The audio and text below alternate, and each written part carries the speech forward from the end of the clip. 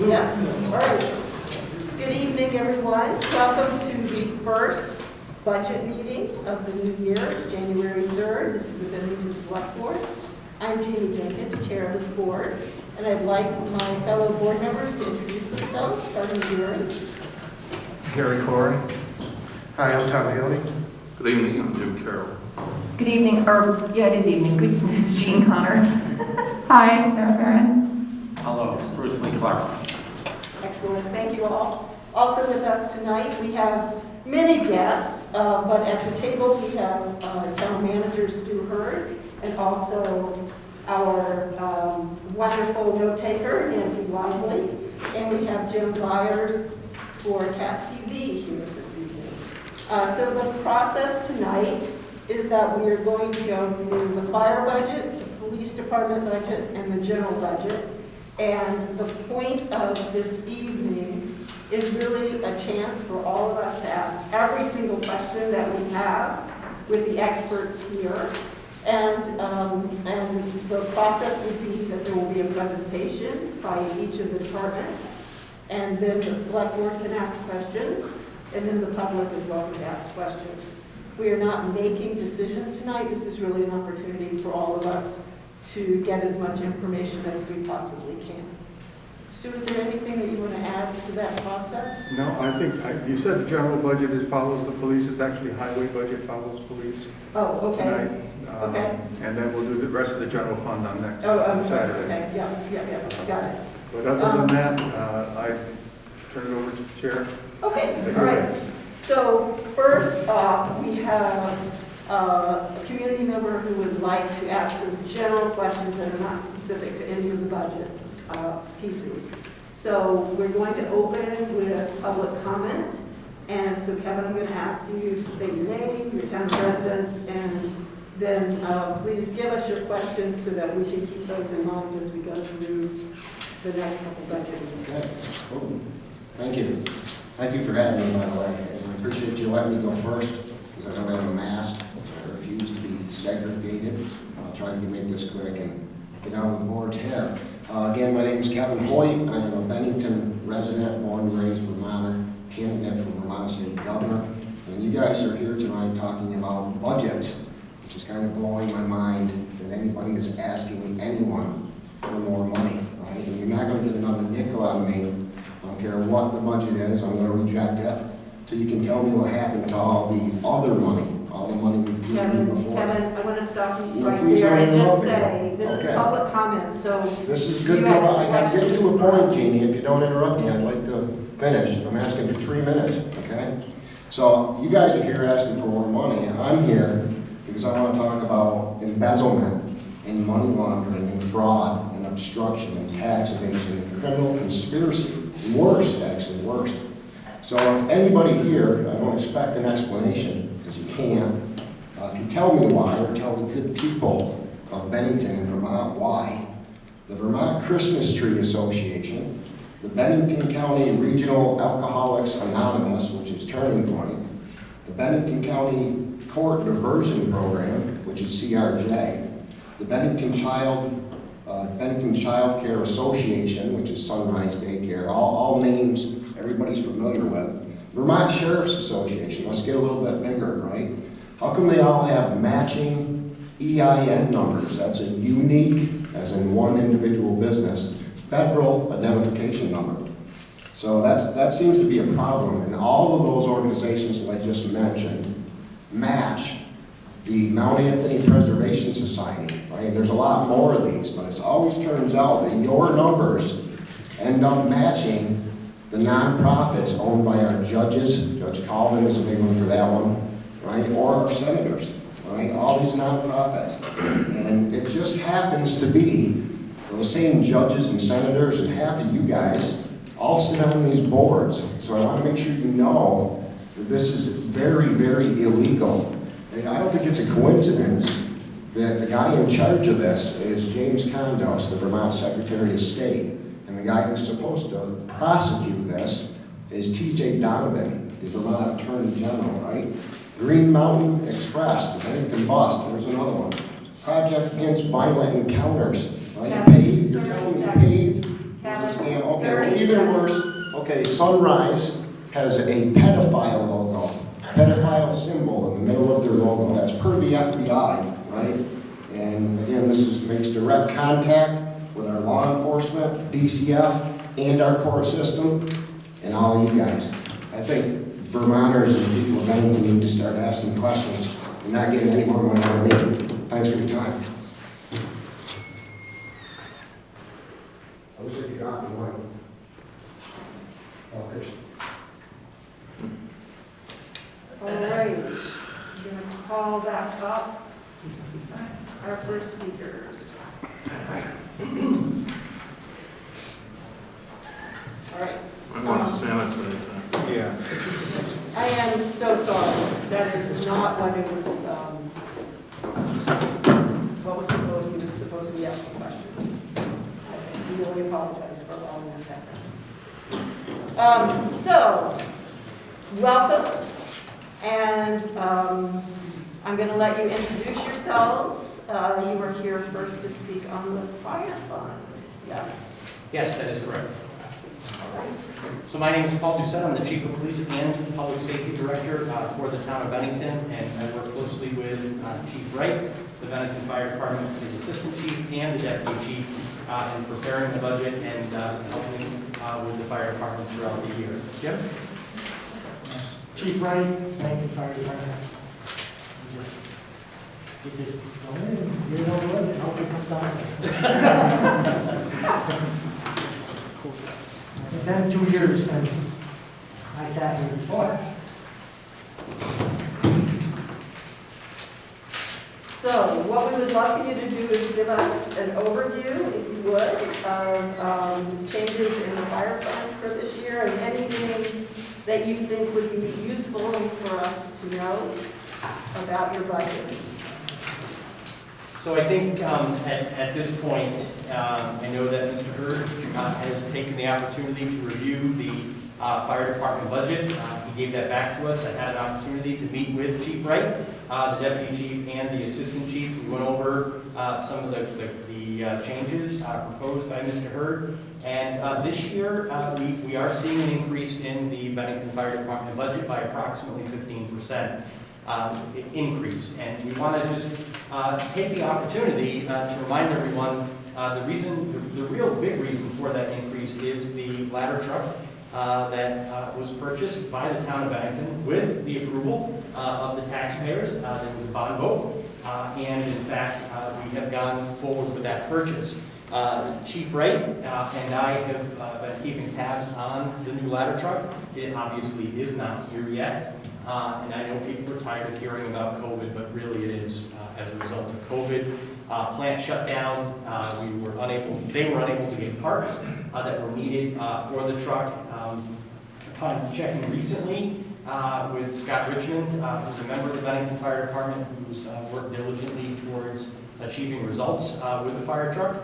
With the new ladder truck, we're told that hopefully we will take delivery by the end of February, beginning of March of 2022. Therefore, our first, our payment for the ladder truck will be due in fiscal year 2023 in the amount of $73,500, which includes the interest payment. So that's really why you see an increase in the Bennington Fire Department budget. Chief Wright and his assistants were very good at looking at every year the fire department has this wish list for equipment. They really cut that back this year, I think by quite a bit, to make sure that the budget was reasonable. We also wanted to make sure that there was enough money, $25,000, to place in the reserve for the fire department for future truck purchases. And I know that one of the things that Chief Wright and I discussed with his assistants last week was line 03-4580-650 under fire equipment and lease payments. And there was some information in there about the word due sometimes frightens people. And that line is the line that we use to pay for the rescue pumper truck, which is a 2014.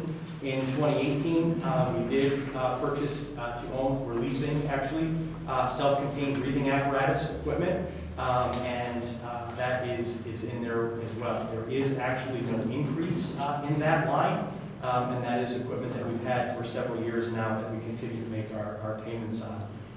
Really, there's only two other things in the budget, in the fire department budget, that people should know about. This very room here that we all sit in, sometimes we're freezing cold, other times it's really warm, other times we cannot hear one another, and there's a big fun noise, and and it goes, it gets kind of crazy. So we are proposing, under building improvements, $50,000 to put heat pumps in this room to bring, to improve the building, to make sure that we have adequate heating and air conditioning. As you all know, and the fire department knows very well, this room is used by a lot of people. And we shut it down a little bit during COVID, but the room is used by several different community groups and organizations, and we want to make sure that that it is up to date with heating and air conditioning and things, so that people enjoy the use. And really, the last piece of the fire department budget is Chief Wright and I were in contact with Vericom, which is formerly Wells Communication, purchase of 8 portable radios to replace existing radios within the fire department. We've had some improvements over the years. We have a new console a couple years ago. We've improved fireground communication, and some of our portables are old and need to be replaced. And that's under line 034540 230, which is the portable radios are about $2,100 a piece, and that's what you see there. So that's really the highlights of the fire department budget. I think the chiefs did an excellent job working with me and my administrative assistant, Michelle Farrah, to keep the budget reasonable and just not to keep bringing it up. But the real increase is the ladder truck, which is much needed, especially with some of the proposed projects that we have going on in Bennington that are very exciting. So I think it's important that people understand that was already approved. Great. Thank you very much for the overview. Does anyone have a burning question? At all? Yes, go ahead. What number was the lease payment for the truck? What number did you say? The lease payment for the existing rescue pumper truck is 03458650, and it really should not. That should be leveled at 74410. Yeah. And can you talk a little about, so you're replacing 8 of the radios. Is there a plan for replacing a certain number every year, or how many radios are there? How does that work? Well, I got 4 trucks down here now, and I've got 2 replaced now, and I got the 3rd one coming here. So I got 1 more set of 8 that go on the trucks. That way we all got the same radio, so if we turn the channel, we all turn the channel to the same one. Instead of they have to look at it on or feel it and hope they hit the right channel. But these are, geez, I first started using these when I got in 30 years ago.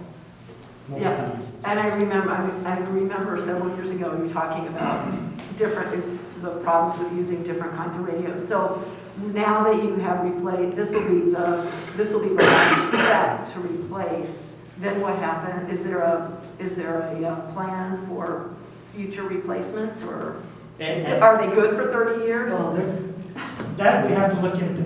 Technology might change, or They definitely won't be good for 30 years. I mean, right now we're looking at these radios. I mean, you know, there will be a time where the technology changes. It's very similar to body cameras that we'll be talking about with the police department budget. But right now, the chief and the assistants have done a great job. We recently worked on cataloging all of our existing radios, our existing pagers, because that's always a burning question. More pagers, because listen, I mean, we only replace so many pagers a year, and these radios, you know, they're very expensive, but at the same time, we want them to function the same, so that if a firefighter grabs a radio and goes to turn it on or wants to change the channel, they're not trying to figure out which radio they have when they're inside the structure. And that's another factor. You know, when the radios go inside of a structure and it is on fire and they get wet, sometimes they are damaged. So, you know, there's really no telling how long they'll actually last. But our goal is to try to get them to last, you know, 5 to 7 years. Okay. And these are consistent with what the police department uses? Is that, or We're are these different totally bands. with, this is We're on different totally? bands. Same Motorola style radio, but consistent with what we're using at the police department, yes. Okay, great. Other questions? Yes. Not totally a question, just something for clarification for my own purposes and just to say out loud. The increase is due to the truck that was already bond approved by the voters, correct? That is correct. Okay, and I also wanted to just say thank you because Bennington's very fortunate to have a volunteer rescue squad unlike many other towns, so I really appreciate that. Thank you. Wonderful.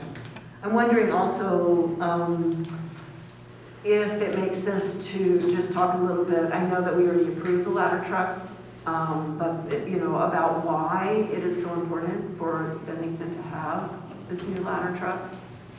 Is there, Well, are you able to speak to that? From when all the new buildings are starting to build a Putnam block, that's a lot easier for the ladder truck to look and stuff.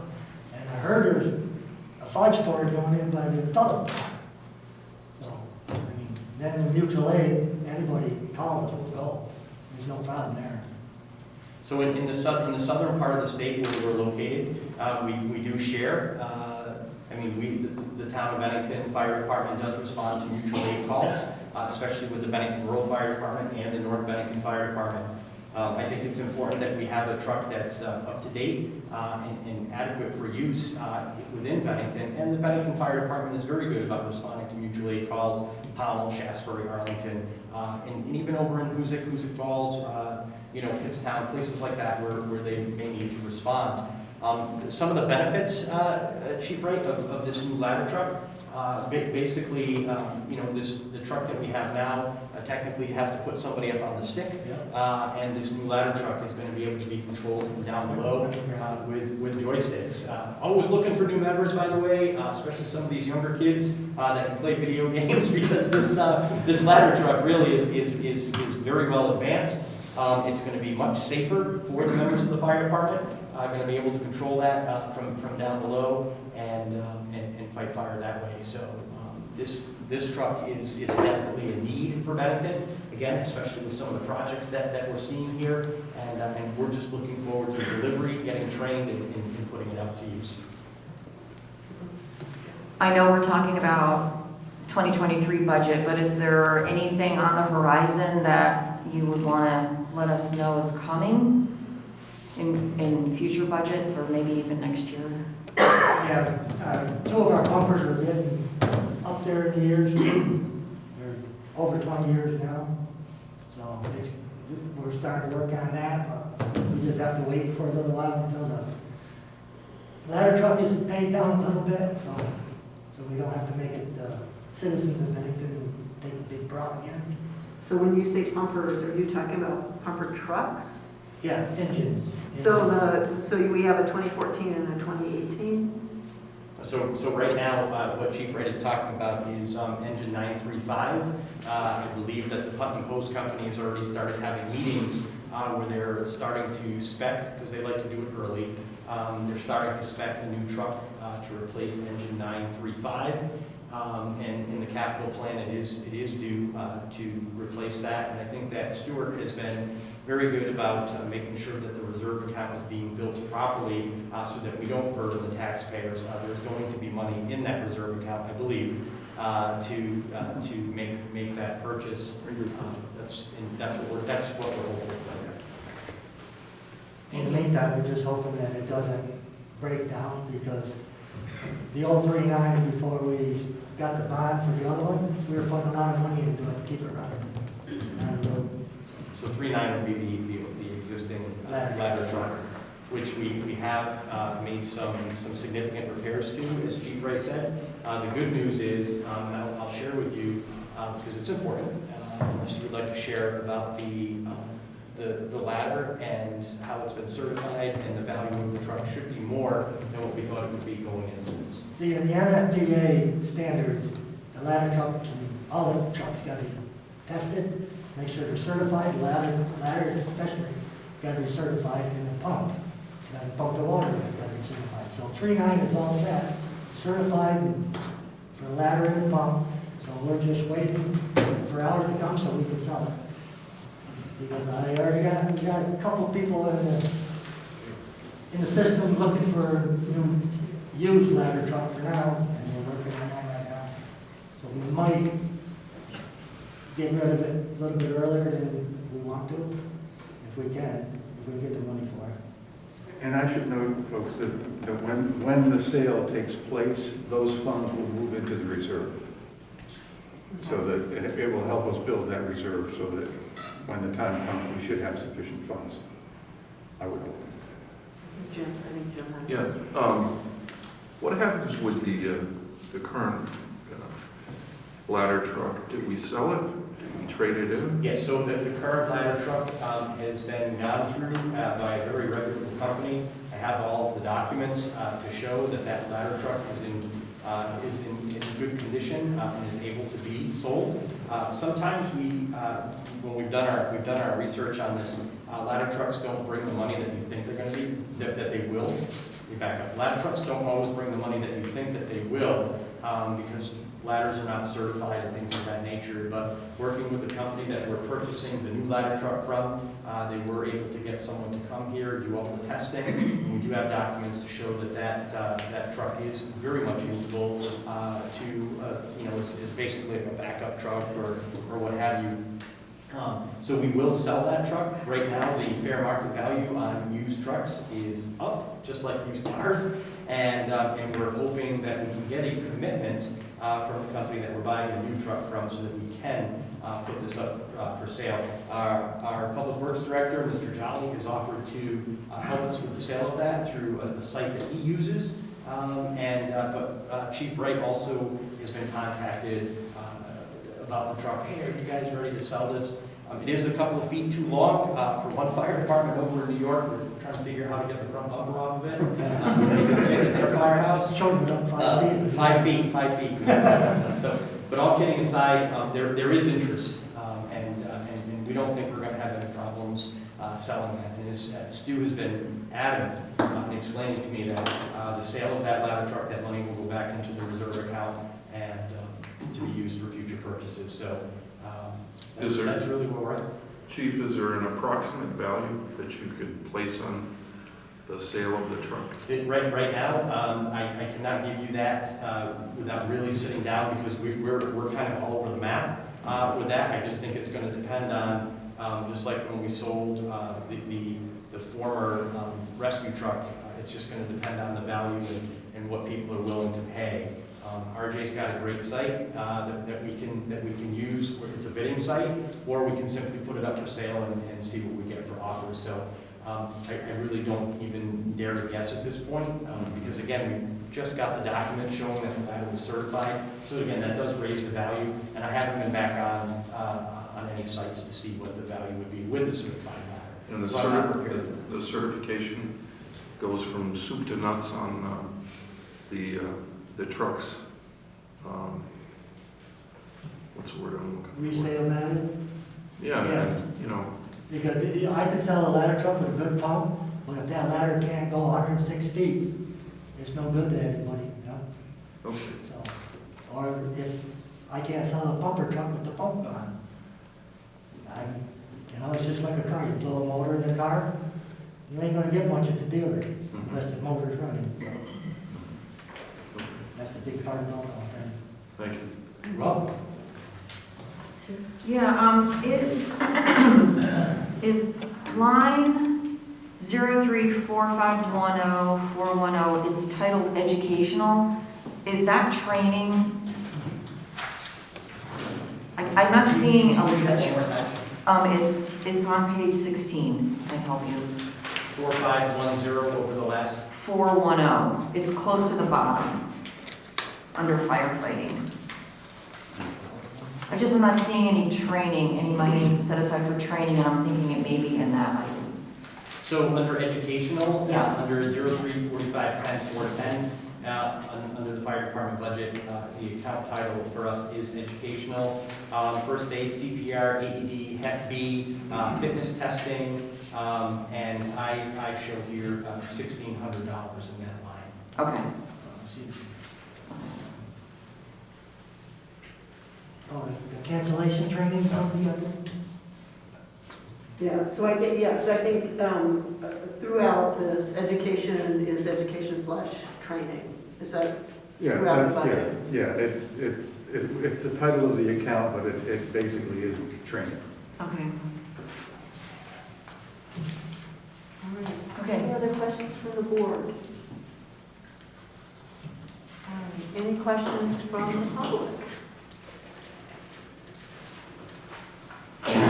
No? Then we thank you very much for an excellent presentation. And we are moving on to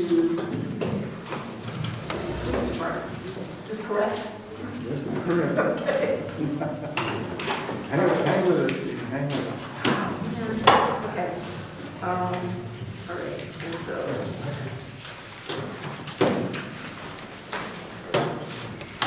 the pages on Pages page are- 4. Begins on page- Look all the way down.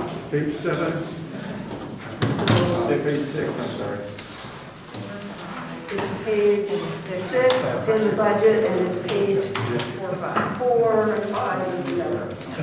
Yeah, okay. Just, if I could, just before they get set up to go, I think when you look at the entire budget, I think it's pretty fantastic that this budget total is up only 1.94%. I think the chiefs have done a great job in preparation for this. So hello, please introduce yourselves and give us an overview of what you're proposing in the budget.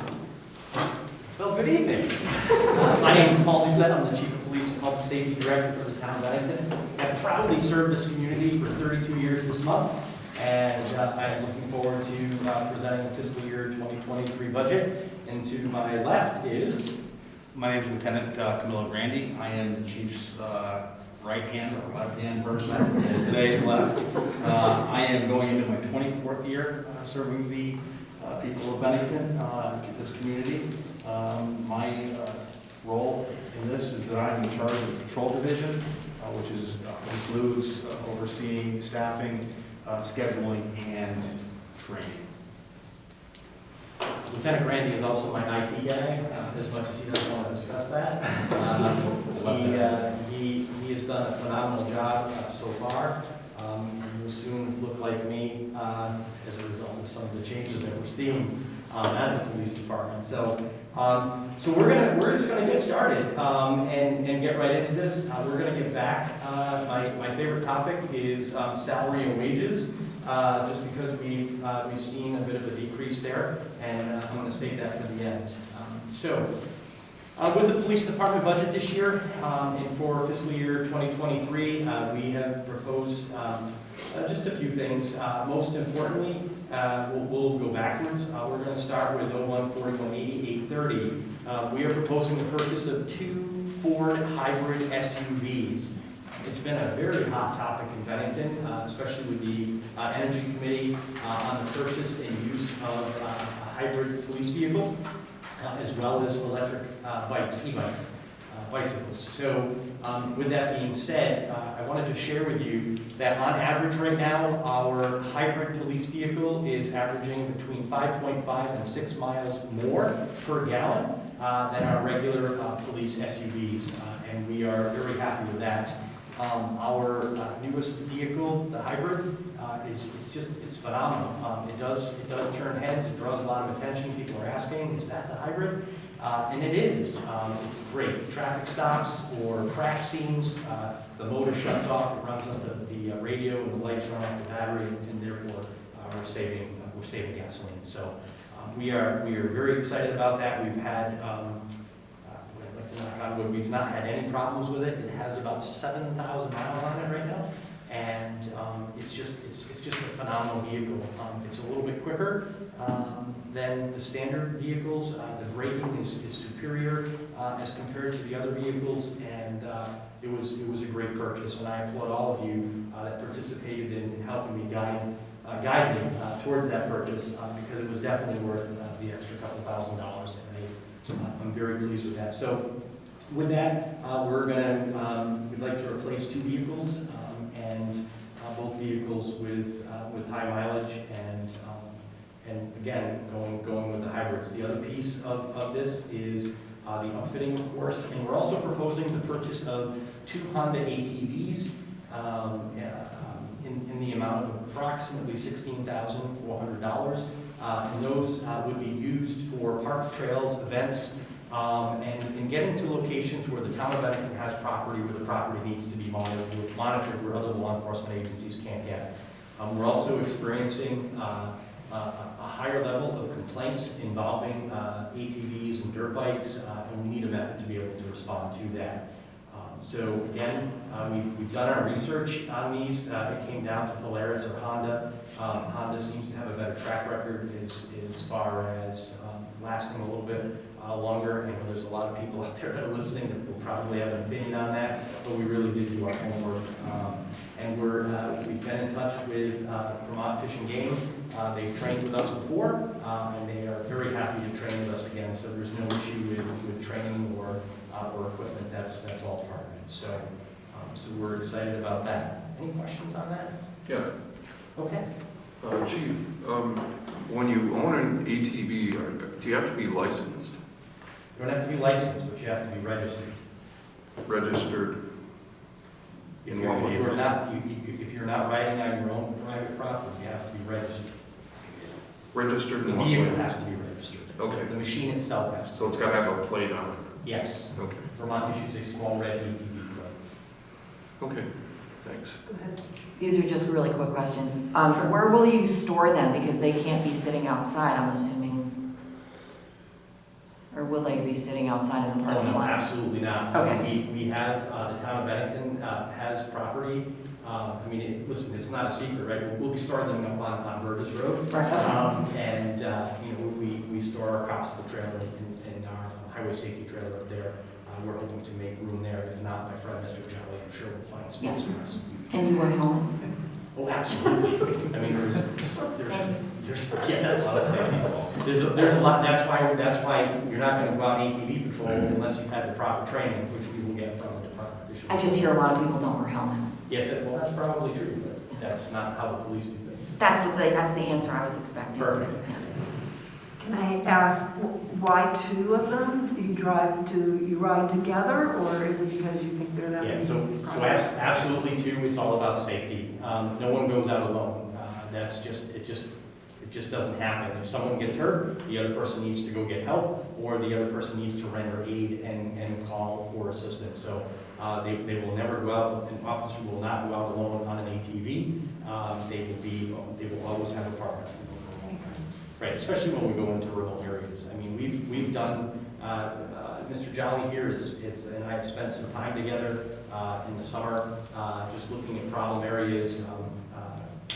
I don't want to single anybody out, but there are some problems up on East Street and Gore Road and places like that, where I think if there was some enforcement, I think that some of that poor behavior would change. And that enforcement couldn't happen either through an e-bike or through a vehicle? That's a great question. I don't want to put our police vehicles on some of these bumpy trails, and the e-bikes are designed for street use. We paid, we paid for them. If we went with a mountain e-bike, the price would be an additional $5,000 over what we paid, and that's really not an option. Those e-bikes are designed to be downtown, the river walkway, the paths, and that's where we want to be with those bikes. The ATVs can be used in a variety of different locations. The fire department, for example, if they had a brush fire or something and they needed our assistance, we'd be more than happy to shuttle people, shuttle equipment.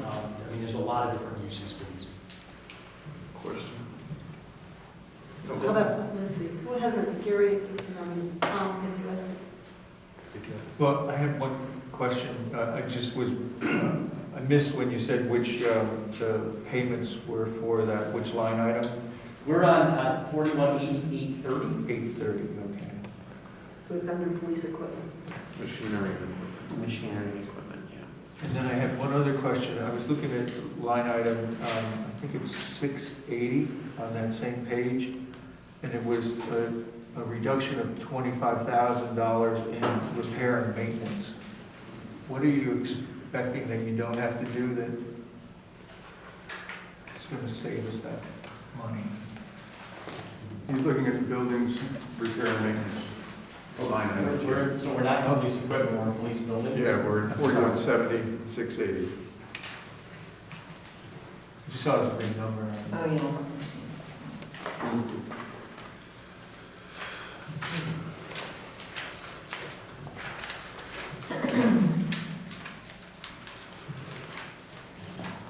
So you're in 4170, 680? Yes.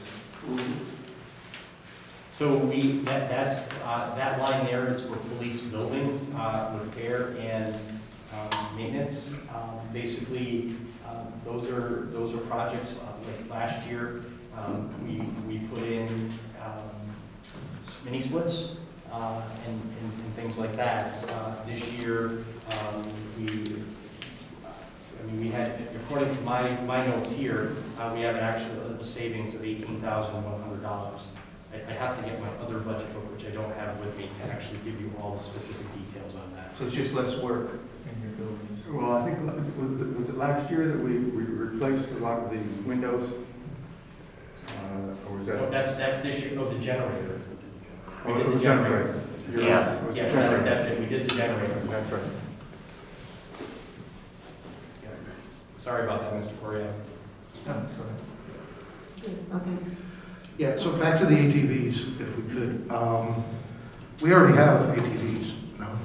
We have a John Deere SUV, a John Deere side-by-side that crawls through at about 25 to 28 miles an hour. It is a side-by-side, it's wider, not as easy to maneuver, does not have power steering. In fact, these Honda ATVs will have power steering to make them a little bit more maneuverable in allowing us to apprehend violators or do what needs to be done in a safe manner. So, as someone who lives on Gore Road and has contacted you about the people flying up and down the road on their ATVs, how will these help?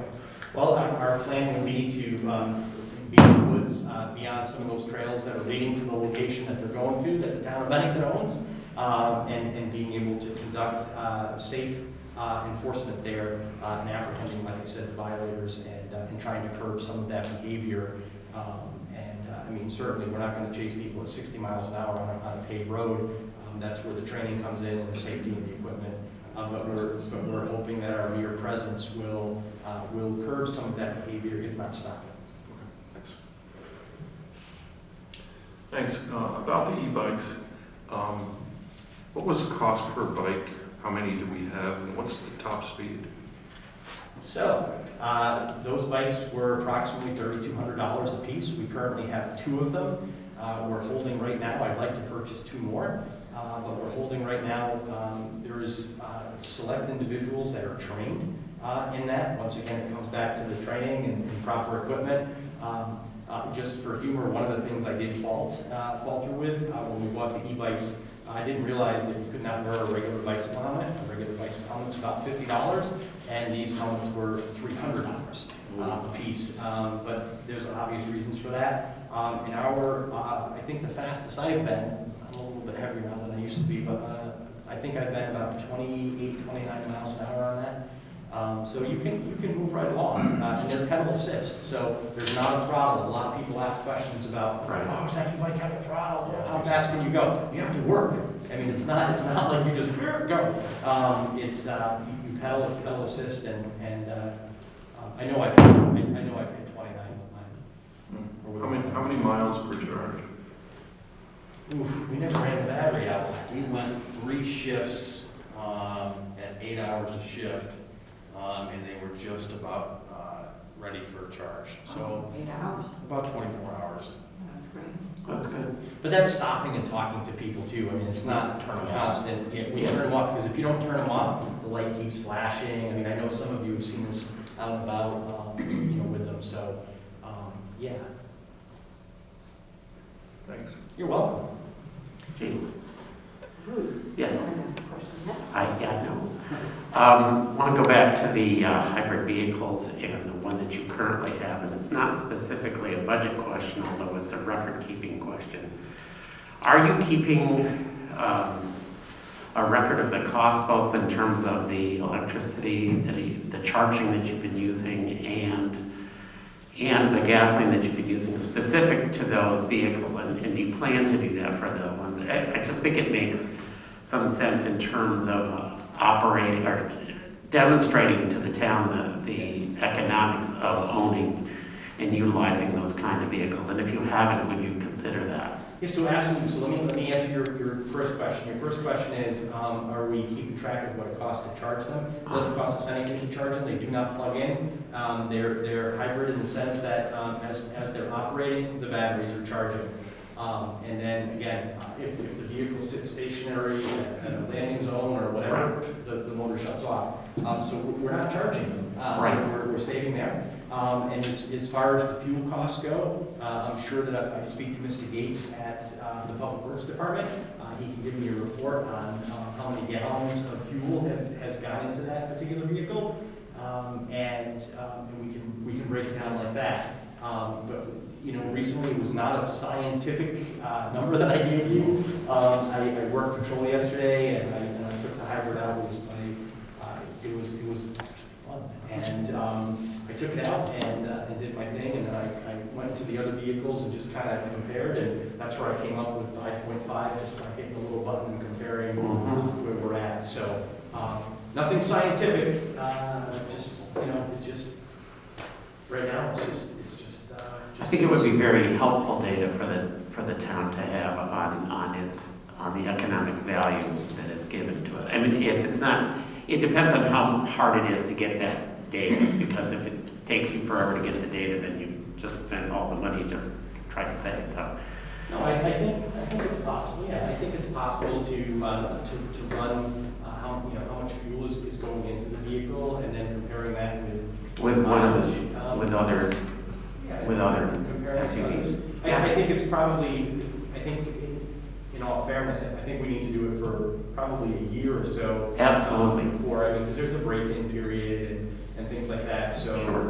And everybody drives a little bit different. I mean, it might, it might sit at a crash scene for a few hours, depending on how that is, or it could be just out on regular patrol. So that is something that I will note, and we can take a look. Maybe we can do it at the 6-month mark. Yeah, I would be happy to see it a year from now, and I'm sure that the Energy Committee would love to see it as well. Sure. Thank you. I want to go back to the ATVs. I think that's a great idea. I'm sure if you're mentioning future complaints about places you can't reach. I just wondered, do you currently have enough staff to utilize them to the best of the ability you hope to? And do you think you might need more staff, or would you have to use overtime if not? Well, I mean, at this point, it would be great to have more staff. And we're going to actually dive into that towards the end. But I've mentioned this at the staff meeting about how I had worked with Mr. Hurd on promoting the use of 2 ATVs. And I mean, if we put up a sign-up sheet today, I can tell you right now, people would want to get involved in that. And so I don't think it's not going to be a problem staffing it. Would it involve overtime? I mean, some of these details would involve overtime. Some of these special events would involve a little bit of overtime. But then, depending on how well my people do that are currently at the police academy, there may be enough staff where you could take 2 people and go ahead and do that for a couple of hours. So it's no different than the bikes. It's really no different than e-bikes or the regular pedal bikes.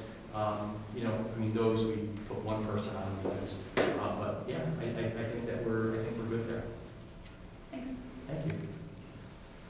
I have 3 things. I also just want to mention the increase in mandatory wellness visits for mental health and for nutrition. I was really happy to see that. I think that's money definitely well spent. So And we're stuck on the ATV, sorry, I have one more. Not having an ATV, I'm assuming there's some sort of a trailer that would be required to move them from their, Absolutely all taken care of. Okay. We work very well with Mrs. Sawyer and Buildings and Grounds. In fact, we have a trailer that Buildings and Grounds, and when Public Works wants to use the side-by-side, there is a trailer. Right. Mark and I went and got that ourselves a couple years ago, so that's a great question. But there is the ability to move those. great. And the same as with a used fire truck, I'm assuming, is there a market for used police vehicles as well, that you might be selling vehicles? Are you interested in buying one? Well, You mean a side-by-side? actually, yeah, the side-by-side too. No, not a police vehicle. That's got used. The side-by-side is used on a regular basis by Buildings Oh, you're and gonna Grounds. keep that? Oh, yes. Okay. I mean, Buildings and Grounds uses that up at Willow Park. Mr. Sawyer's probably sitting home right now saying, "Yay!" No, that's not, I know that, RJ's group has used that, so, yeah, no, that's not going anywhere. Well, I'm sorry, Mr. Hurd can say it. No, we don't want to get rid of that. Okay. And then the vehicle, you're not getting rid of a vehicle, you're just adding the hybrid. No, so basically what's happening is we have two vehicles that we have recently moved to a used car dealership. Okay, there you go. I mean, those vehicles, honestly, they need a little bit of help. And we limped one of them down, and Michelle Johnson will be working with the used car person here very soon to take care of all that. And so we have already moved two off the lot. Okay.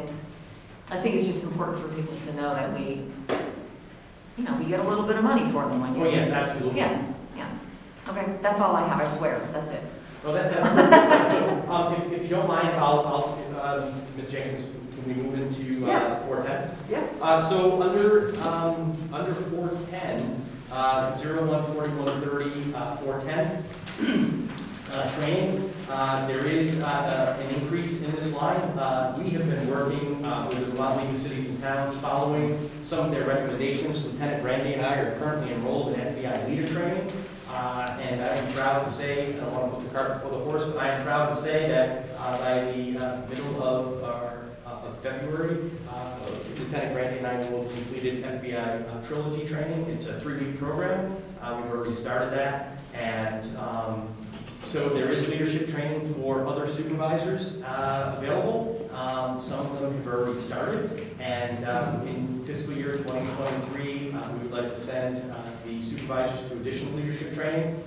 We also are looking forward to community relations training, as well as media relations training. In fact, we are going to involve Jonah in that, as he's been helpful to the police department and the town, as you well know.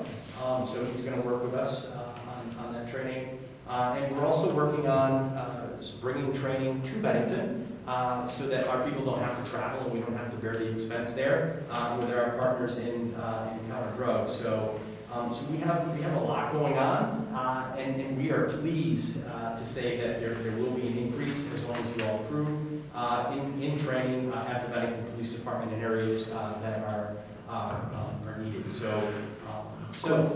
any questions on training? Yeah, Paul, do you go for the FBI training, do you go down to Quantico, or is that? No, so this FBI leader training, they send instructors to different parts of the country, and they recommend that you actually experience some of the training programs in different parts of the country so you can see what's going on. For example, the IACP conference was canceled due to some hurricane activity. So we had credits, and we are actually, Lieutenant Randy and I are going to be traveling to Colorado using those credits from Southwest and training in the western part of the country for a week, just to see what's going on in their part of the country. And then we'll be bringing that back, which is, we'll get in with Ms. Connor here talking about the wellness stuff here in a few minutes. But yeah, that's really what's going on there. So the Quantico training is something completely different, and this is a different program. This is a 3-week program. The Quantico program for me was 11 weeks. So, any other questions about training? I have a question I have a question about the mileage, meals, and lodging, which are 4 trainings, right? Yes. Is that, so my question is that you only have, am I reading this right, $200 in for mileage to go to trainings, but you have money, you have, sufficient money in there for meals and lodging. So how does that work? So how it works is, if you and I were going to training together and you said to me, hey, chief, let's take my vehicle, we have to pass it. First you have to get it by me, and then we have to get it by the town manager, because we have adequate vehicles to take to training.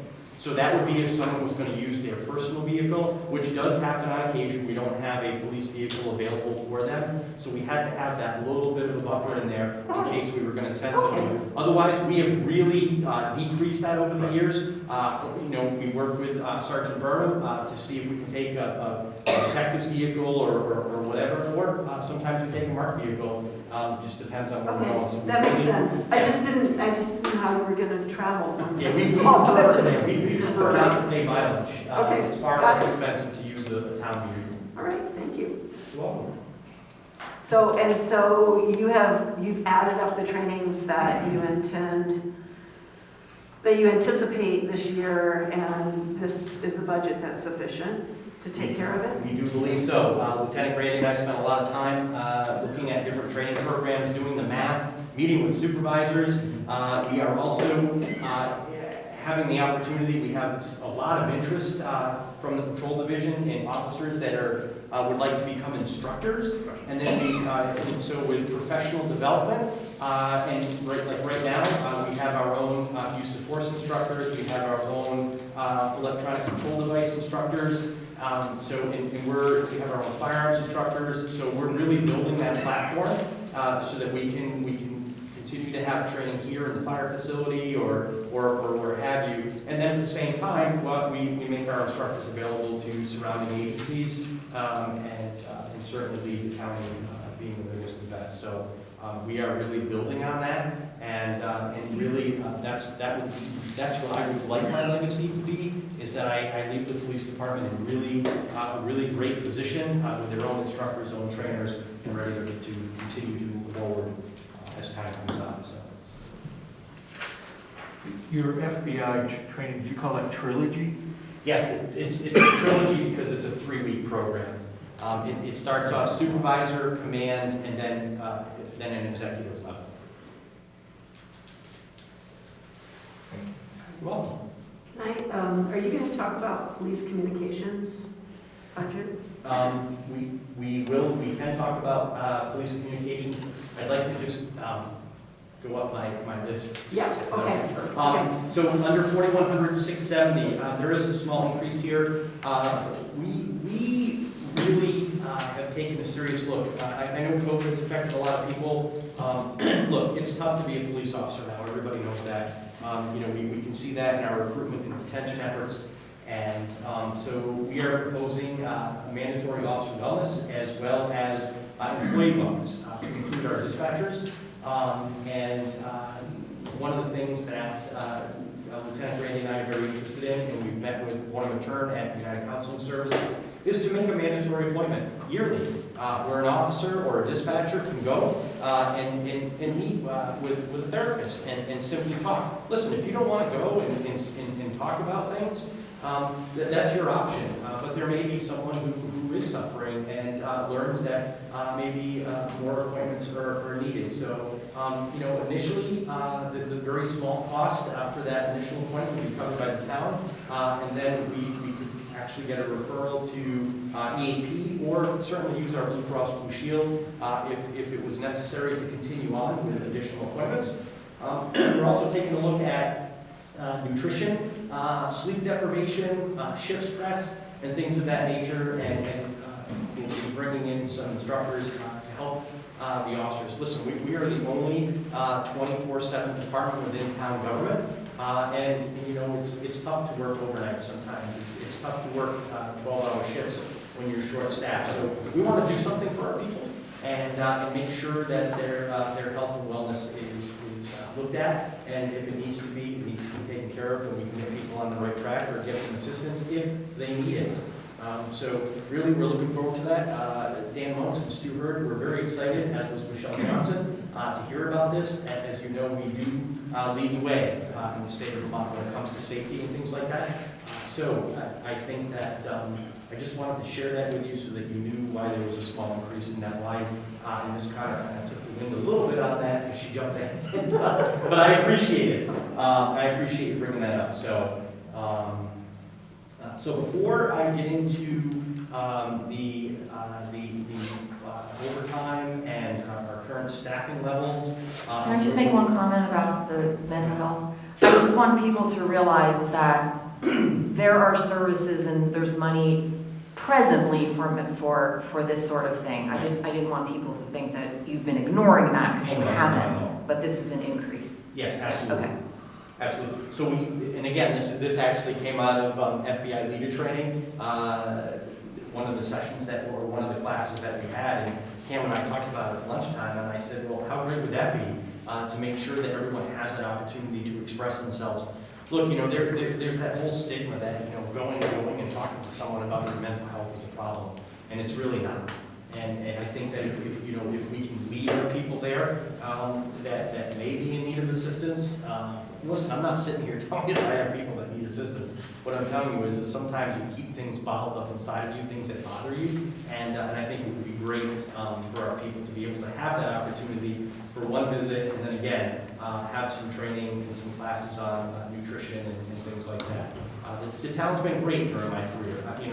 We've had some classes from the BLCT, not really as of late, but back in the day, we used to have some pretty good classes, and this is just an opportunity to promote all this. And I think as a select board, we really want to commend you for taking this step, because it is one thing to say, yeah, this is available to you, go use it if you will. That's very different from saying, I want you to take advantage of this and just see how it goes and right. see what's available to you. And the studies show that departments that have these, there is a little bit of resistance the first year, but as the years progress, they're seeing that their people are embracing this and becoming more active with this annual mental health day and really start to participate.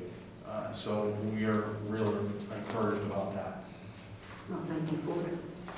So I want to just move on. I know that we have the full support of the board on this, and I believe that the community supports this as well. In fact, I don't have any doubt.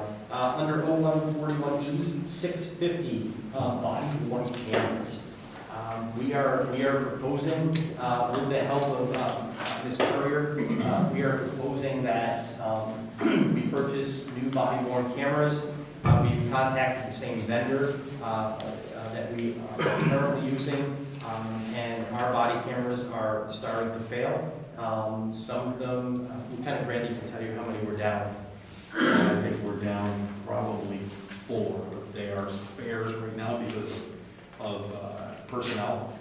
So it's not that our officers are going out there without body cameras. The biggest problem is that these are computers, and computers need to be updated every so often. We've had these for approximately 5 years now, and the battery lives are not lasting an entire shift, and that is problematic. So we propose that Motorola Solutions actually purchase WatchGuard. Whether that's, I think it's fantastic in the sense that services available nationwide. We actually took the time to meet with WatchGuard and Motorola Solutions, and we've come up with a proposal, and it includes a body camera for the old Bennington officer as well. And the first year of this lease agreement would cost $48,000. It's a 5-year plan. However, the cameras that we currently have, that we've had for 5 years, there's no way to change the battery.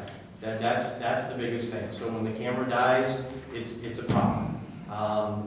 So with this lease, will be able to replace the body-worn camera at the 3-year mark at no cost to the town.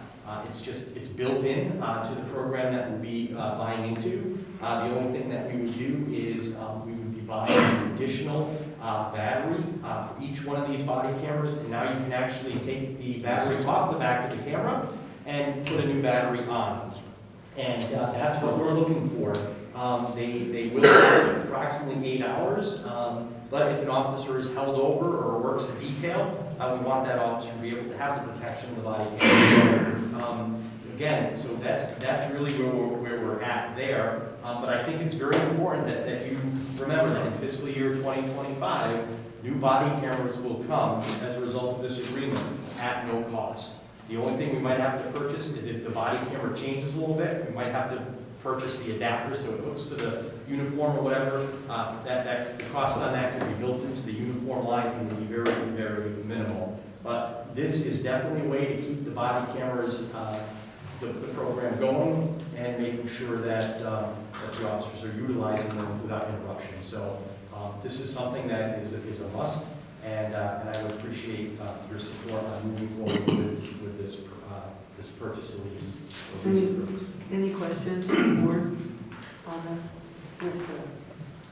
How long has this technology been out for? I'm not familiar with this, but I know, my cell phone's a few years old, and then I buy a model, and the next model's out within 10 minutes. So I just wondered how long you think this is going to be good for.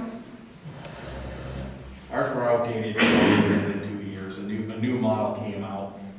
We were one of the leading departments in the state for body-worn cameras that integrated to our cruiser cameras, so they talk to each other. But that system, that body camera changed probably within 2 years of us purchasing it. So we're kind of behind right now. We just need to get up to date. What's the average shelf life for these new body cams? 3 years. 3 years. That's when we met with the representative, he said within 3 years you have to replace your body camera. And so at this point with this program, that's why they're offering that free replacement. I'm not sure it's free, but it's built in to the program where they'll replace our existing cameras at no cost. And are they water resistant? They are water resistant. They are waterproof. I mean, you can wear them in inclement weather. Jumping into Lake Perrin to save someone would probably be a mistake. Not the mistake to save someone, I'm sorry. It would be a mistake for that. So these are good, we hope, for 6 years, right? So it'll be there's one replacement, right? Right, one replacement at the 3-year mark. And I apologize, I left out the part, Lieutenant Grandy brings up the point. Just really quickly, so all of you understand, and so the people at home understand, these cameras do communicate with one another, like Lieutenant Grandy said. You sync your body camera with the in-car camera, so you're getting the whole view of the camera that's in the cruiser, and you're getting the view from the officer's body camera. I know some of you have watched body cam footage and in-car camera footage, but you're getting both views, which I think is important. It's important for prosecution, it's important for investigation into the officer or what have you when you get both views. So this system will work very similar to the system that we have. It's just up-to-date technology. So can I? Go ahead. Yeah, I was just going to clarify just so that, because that was the question that I was going to ask. We are replacing not just the body-worn cameras, but the vehicle cameras as well, the whole system then. Yes, is that correct? Seven. This quote is to replace 7 systems. Right. And when you buy the system, you're not buying an additional body camera. That body camera comes with that system. So we're buying 7 systems and 23 body cameras. Okay. Right. Okay. That's clearer for everybody, I think. Okay. Good. Right. That's to Sarah's question. Yes. Yes. So if there's something newer that comes out while you have this new equipment, is that going to be updated automatically? Oh, no. No, I mean, we're buying, listen, honestly, we've had tremendous luck we've had tremendous success with our in-car cameras and our body cameras. It's just really within the last year that they've started to fail. And that's why when they gave us the proposal, it's like buying a car, you don't want to be too excited, right? But when he said, we're going to replace these at no cost in 3 years, I was like, because that's really what we're looking for. Our in-car cameras, we really have not had issues with. It's just the body cameras are failing. But you can't just buy a new body camera that goes into that system. It just doesn't work that way. So it'll be this, I'm sorry, it'll be the same camera. It's not new technology in 3 years. Oh, no, it's all new technology. In 3 years? Yeah. Cars and? No, just the body camera. But they will work together. But they will work together. So we have a 6-year window. Yes, that is the plan, is a 6-year window on a 5-year plan. And in essence, they will work the same way, in some sense, they will work the same way when you, at least the vehicle camera will work essentially the same as the system that you have now works. That is to say, when you flip the siren and lights, cameras are on. Yes, both cameras will come on. Both cameras come on, everything syncs. Right. I mean, you've already synced it, but everything comes on. Correct. That part doesn't change. That does not change. Great. And it's digital. It's currently is digital, and it will be digital when you buy it, correct? Yes. Yes. Right. Any other questions on this topic? All right. Boy, you can see which ones we're excited about. On all the We're equipment. probably on the same page for the most part. Yeah. I'm sorry, so before I get into the last part, you had a line that you wanted to look at. I just wanted to ask about police communications. Communications in this regard, it's under police communications, so, gosh, what is it? 4140, 340 what are communications in that regard? So this is cell phones, mobile data terminal, air cards, and things like that. So our mobile data terminals are our onboard camera, onboard computers in our cruisers.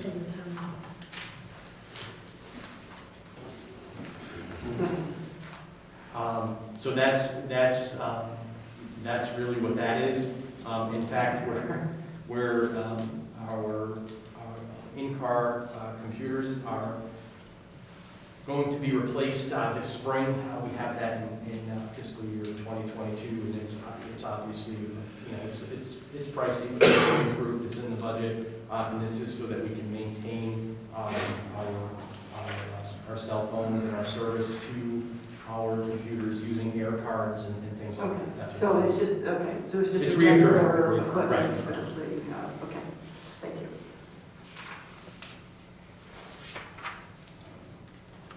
So the last big ticket item, we have worked hard to, over the years, to maintain our level of funding for salary. And I'm not going to sit here and pat myself on the back or pat anyone else on the back. I think we've done a great job with that. This year, we were able to come up with an Excel spreadsheet, thanks to Ms. Courier and the finance department, to look at the cost of police overtime. Salary for fiscal year 2023 does include the percentage that's in the working agreement. But we will be down 3 officers, I believe, at the start of fiscal year 2023. So I want to explain to you that we have 3 officers that seem to be doing very well at the police academy. The academy has had some COVID issues, but they've been doing some online training. They are back at the academy now. We anticipate them graduating by the end of February 2022. We have an officer that's, or a recruit that will be attending the next academy class, which begins in March of 2022. From there, we will be working with Jonah, Lieutenant Randy and I will be working with Jonah. We've already started to do gather some recruitment information, but our concern is that by the time if we can find 3 people to hire, they will go to the academy, which will begin in August of 2022, and we're hopeful that they'll graduate, get through the FTO process, and will be available to us, and I know this is a long way away, a year from now, in January of 2023. Unless we can find someone that is already full-time certified and in Vermont that's willing to come on board with us. So I put that out there because we want to make sure that we do have enough money in our overtime line. Stu was good to work with after listening to my proposal. I did ask for 12%. He reduced it to 9%. 3% is quite a bit. Currently, the police overtime, which is not just court time and things like that, involves holidays and other things.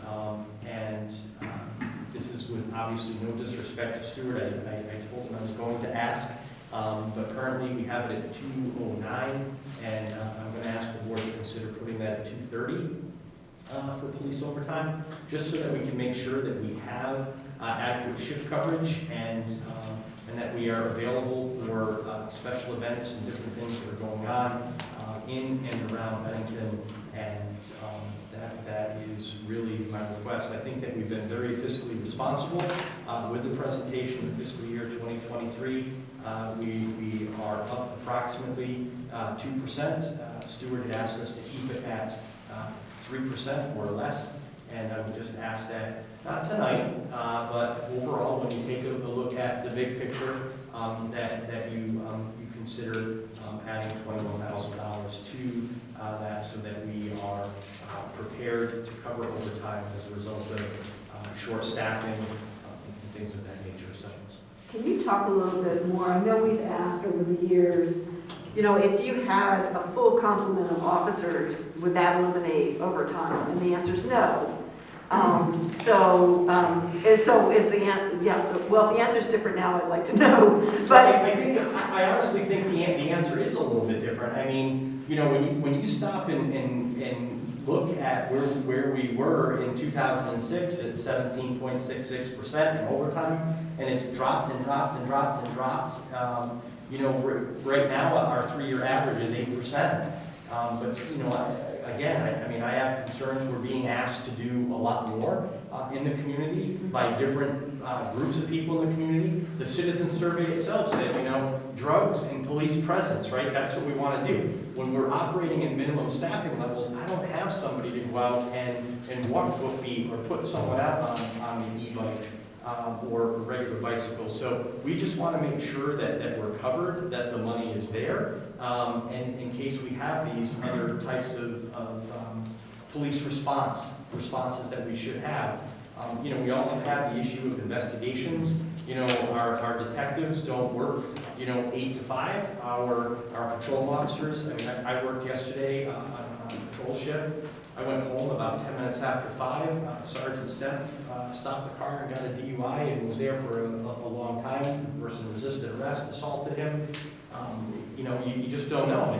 And we don't ask our people to do that for free, right? So, so it involves overtime. And our calls for service, we're up. I think when you look at the big picture, we're well over 10,000 calls for service this year. And I don't have a final number because today's only the 3rd. I have to go back and look at all of that. I just want to be prepared. And again, I think that Melissa and Stuart do a great job. It's just very concerning to me that we will probably be down 3 officers at least for half of fiscal year 2023, and we need to make sure that overtime is available for that, and investigations and any special events or any special things that the community is asking us to do. So that's it.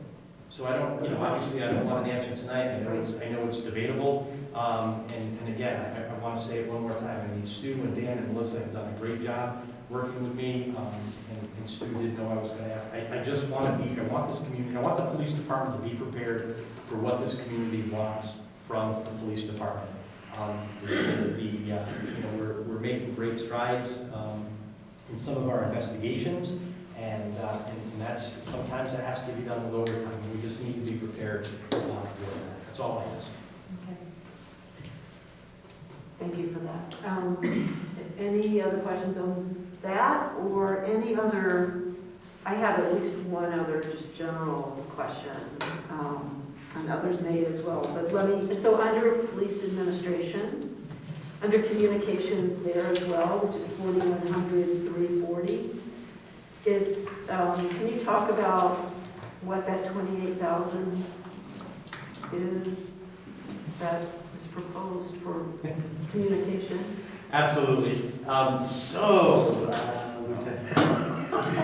Sorry. No, we have been operating with the Spillman CAD RMS system, which is basically our computer system and our record management system. So RMS. So basically, what this money is, this is our email antivirus, our mobile data terminal licenses, our Vibers line, secure ID software. This is how we keep our new Valcor system up and running, and we stay on board with the state of Vermont. We have to be in compliance. The only other thing that's on here is Guardian employee tracking, which is something that I've discussed with you. It's a very small part of this, where we want to really keep track. I mean, listen, my people do an amazing job in this community, and we have this employee tracking that we're going to be installing, and that's the fee, $2,100 to maintain that. So even when the officers, if they make a mistake, we put it in Guardian tracking. The supervisors have access to that, the lieutenant and I have access to that. But also, when an employee does something really well, or we get a note in the mail, like we have been getting recently, about an employee's performance, we can put that in Guardian tracking as well. Okay. It helps us maintain records, because, sometimes it's challenging. It comes evaluation time. Michelle Johnson does an amazing job reminding everyone it's in evaluation time. And sometimes, you struggle to get those done because you've got so many other things going on. But with Guardian tracking, now you can go in there and say, Paul Doucette, wow, Paul Doucette received a complaint, but he's got 6 kudos in here, and he's been performing very well. And so that information is available to the supervisor. It helps write the evaluation. It also helps us keep track of an employee that, oh man, maybe someone's late, but Lieutenant Brandy sees it, I don't see it, but I see it, and I go log on to Guardian tracking, and I realize, well, this person's been late twice already. And it also helps us make referrals to the Employee Assistance Program in the event that we feel someone may need some assistance. So I realize I went a little too far on the Guardian tracking, but that's part of it. But the rest of it is all of the things that are required for us to maintain our Valcor system that just went up and running yesterday. Okay, that all sounds wonderful. But I guess my confusion is I'm looking at the budget for the last 3 years, and basically it's level funded, so it's 28,000 and some every year. But for instance, last year only 2,700 was spent. So are you? It depends when the bill comes, I believe. Yeah, that's only through 4 quarters. You see, 4 the months. text is P4. Okay. That's first quarter. All right. it's not all- So this is a standard. So then this is a It's a standard reoccurring cost. Right. Okay. Got it. I think, honestly, I don't remember the dollar amount that we did just receive a bill from the state of Vermont. It was upwards of $10,000. Okay. Okay. All right. Then now it makes sense to me. But it is reoccurring. Okay. Other questions? So I'm confused, is that a new system or? So we had the opportunity to stay with the Spillman system, the Spillman CAD RMS system, or go to Valcor. The problem is, Bennington County Sheriff's, Vermont State Police, Manchester, Winhall, all within Bennington County, we're switching to Valcor. We communicate with one another. If I'm dealing with Camillo Grandi in Bennington, they might be dealing with Camillo Grandi in Winhall. And I need to be able to see what he's been up to, right, for example? And if not, if I'm still in Spillman, and then if the Spillman system fails, the town of Bennington is going to pay Spillman to come and fix that, whereas right now, we literally just switched to Valcor 2 nights ago. It's a huge learning curve. I mean, we switched to Spillman, Mr. Corey, when we were using electric typewriters, and I thought I was going to find a new career, and I did too. I was like, I just found my electric typewriter. And I think that it's worked out really well, and I think there's a learning curve right now with Valcor. Some of my people are a little bit frustrated, but we all need to be on the same system and share the same database, and that's what we're doing with Valcor. It's really cool once we get used to it. I'd love for you guys to come down and take a tour and just see everything that it does, but it's pretty impressive. It's just a learning curve. Right, anything else from us? Any specific questions on the budget from the audience that these gentlemen can answer?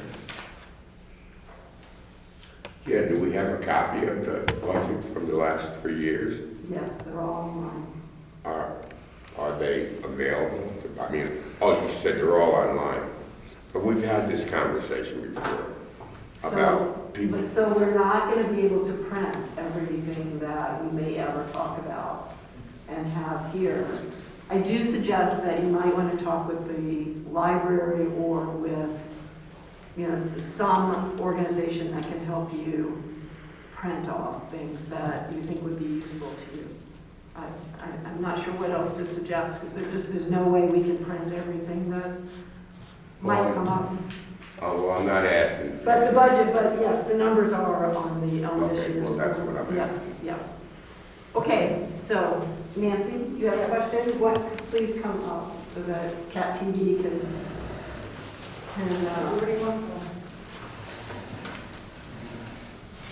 Thank you. Hi, Nancy White, Bennington. I'd like to follow up on the questions I asked last week. If you haven't been able to wrap up the process you've been working on for 2.5 years in regards to community policing and a police oversight committee, I don't understand how you can be thinking about starting it late spring, early summer, without citizens knowing what the plans are, how much it's going to cost, where the money's going to be coming from. Starting what in late summer? I'm sorry? Starting what in late summer? Well, are we going to have community policing programs? Will there be a police oversight committee? Oh, so what we've been doing for the last 2 years relates to community policing. So it's not a thing, it's more of a process. And so many of the things that we've talked about today, making sure that officers are out in the community, making sure that they have good communication systems, making sure that they are enhancing training in particular areas. All of these things are related to community policing. So it's not a thing, it's really it's a way of being. So that's ongoing, and many of the things we've been talking about in the budget are community policing. And I just also want to add to what Jeannie said. Community policing is never done. It's nothing that will check the box and say, we're done, it's over. It's going to be an ongoing initiative, and it's going to encompass many different things. It's a whole different philosophy. It's a change from, what was it called, the warrior model to a guardian model of policing. So I don't want you or the public to think that once the task force is seated, we're done, because that's not the case. I understand that, but we've heard discussions in the past about starting programs, taking money and giving it to groups that are not in the police department. Police oversight committee, we could be looking at a huge budget or huge costs tied to that. And I think if that's something we're looking at, it is the public who should be able to have a lot of input and know. I think in Brattleboro, they said they want to spend $200,000 next year citizens aware of how that's going to be used. And they have the money because they're short so many police officers. I just want to make sure the citizens are going to have a say in whatever is decided late spring or early summer, and I don't think we will have that say. Well, I think it sounds to me like what you're actually referring to is whether there will be costs associated with whatever the review board that the Safety and Equity Task Force comes up with. Is that what you're referring Haven't we to? been talking about a police oversight committee for 2.5 years? No, we haven't, but we have a task force that is working on it as we speak. And so they will be bringing the recommendations back to the select board. There will be a public comment period associated with whatever the recommendations are, and then a final decision will be made. And So we know we are in the process of determining our budget for next year right now, and that's the budget that we have to work with. Okay. And did you say a few meetings ago that Bennington, we aren't going to use the phrase community policing? You have a different phrase? No, so what I said was that the work that this select board is doing has outgrown the title community policing because it's a little more narrow than what we'd like to be doing. So what we have decided is that we will just call it implementing our town vision, which is much closer to what we are actually hoping to achieve. And Community policing is policing part is of a that. piece of it. Yeah. Community policing is a piece of what we want to achieve through our vision. And is the town vision based on the town vision statement? Is exactly the town Okay. vision. Well, I'm statement. concerned because there's nothing about Bennington being safe mentioned in the town vision statement. And I think we all want to be assured that safety will remain a priority in Bennington. Yes, safety is absolutely a priority, and it is implicit in all the words that are in the vision statement. Well, And you can take it one step further and look at the mission statement of the police department as well as the tenets of the police department, which go hand in hand. I was disappointed that the word safe was taken out of the town mission statement because it was in there for the 2 hours when I was at the same meeting that you were at, when the new town mission statement was created. Nancy, I'm not quite sure how to say this, but the meeting is televised, the statement was crafted in public at the firehouse. Dr. Cheney, I was there. And so the statement that's there is a statement that the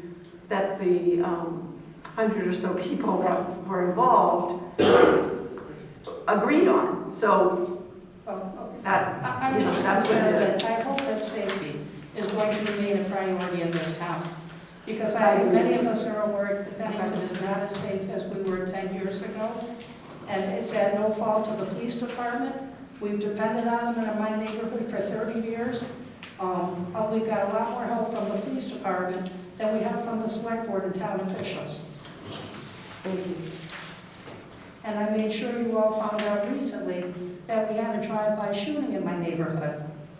And it's disappointing after finding out that gang activity was confirmed, you didn't put it on an agenda and get the chief in here to talk to the public. People are concerned. Just, if I may, that I do have an appointment, a community meeting appointment at the end of this month to come in for 20 minutes and talk about some of the things that we're seeing and some of the things that we're doing to combat that. So Ms. Jenkins is responsible for that. And, I'm not putting it coming. on you. I'm concerned that they didn't put it on the agenda and ask you in here. Citizens are That's what we're concerned. talking about. That is happening. Okay. At the end of this month, the 26th, I believe. Okay. Yes, I will be here. With a little PowerPoint and everything, it'll be fun. Yeah. Okay, all right, thank you. Thank you. I just want to interject 1 minute. The term community policing kind of is a thing of the past. We all know that. The terms that we prefer to use now are community engaged policing. Just because we want to engage members of our community. It's not just what the police or the select board or the manager say we're going to do. We have engaged the Bennington community over the last couple of years. I think that we are moving in the right direction.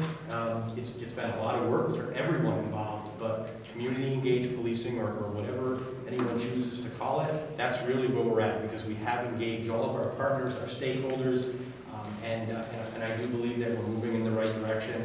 And as far as Nancy goes, I do believe that the safety is paramount, and I can tell you that as long as I remain here, safety will remain paramount in this community, and we will all see that towards the end of the month when I come back. Any other questions? Thank you. No other questions? Yeah, I would respectfully say that community engaged policing, it sounds good, but it's semantics. It's community policing. Sir, right now we're discussing the budget, and so. Well, he just made a comment. Well, as chief, he gets to have a final statement. Wow, you need to be specific about your questions, because I thought I could comment on his Oh, statement. yeah, so no. All right, so thank you very much. Thank you. Thank you, Paul. Thanks. Thank you, Paul. Thank you. All right, next up, Highway Department. Okay, let's find the right pieces of paper.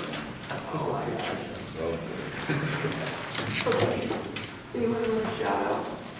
Pages, just one of them. Starts on page 13. Thank you. 13, and 8 on here.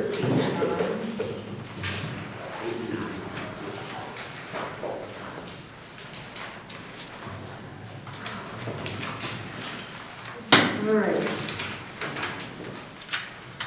Thank you, RJ. Do you want to start by introducing yourself and then giving us the... RJ Jolly, DPW Director for Bennington. I'm presenting the highway budget right now. I'm also the head of the water and sewer departments. And once the budget will be planned a couple months down the road. Say that again? It'll be a couple of months down the road. Oh, okay. Oh, okay. I heard on the road. That too. I just want to note here that the highway fund is one of those funds that is really impacted by what state aid may be available, grants and otherwise. So when you're thinking, and you look at this budget, which is proposed at 4.51%, the impact on the taxpayer may be substantially less than that, depending on what monies are available to us for grants, either Class 2 highway grants or bridge and culvert grants, which generally are announced sometime in April or May. So I leave that to you folks.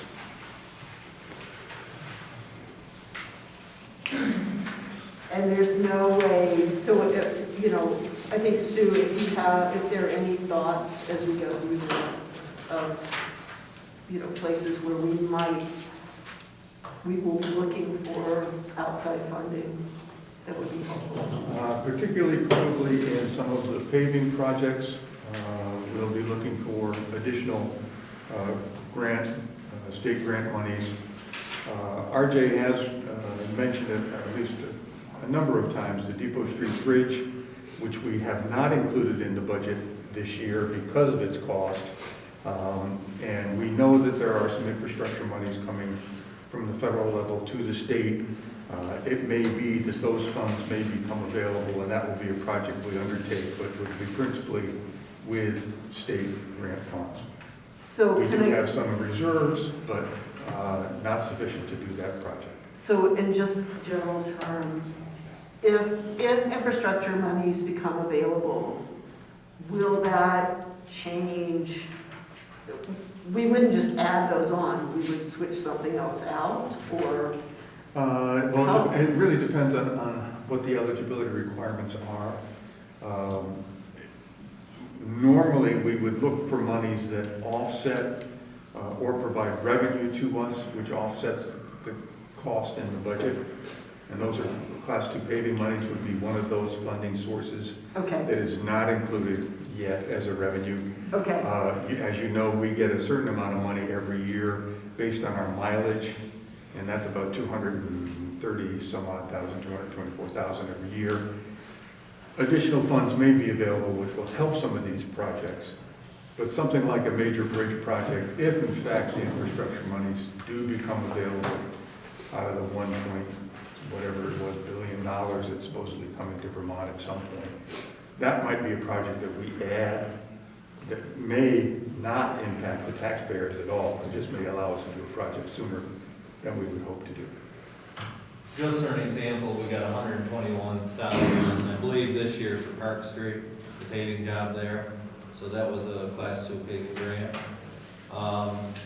Unfortunately, the state's a little weak on funding for bridges. Luckily, hopefully we get the money Sue's talking about, but I don't like to count my chickens till they're hatched. But normally they only give 175,000 max for like a bridge replacement. And we're looking at like Depot Street, for example, 545,000, which has increased 105,000 since 2018. In Mount Anthony Road bridge up there, that's increased 72,000 since 2020. So bridges are very expensive, and the state doesn't fund very much. So we really hope that this money does come through, because 175,000 doesn't get you very far on bridges. All right, well, starting with the bad news. It's all pretty much bad news. All right, so where would you like to start? I don't know if you want to go the highs and lows of the budget, or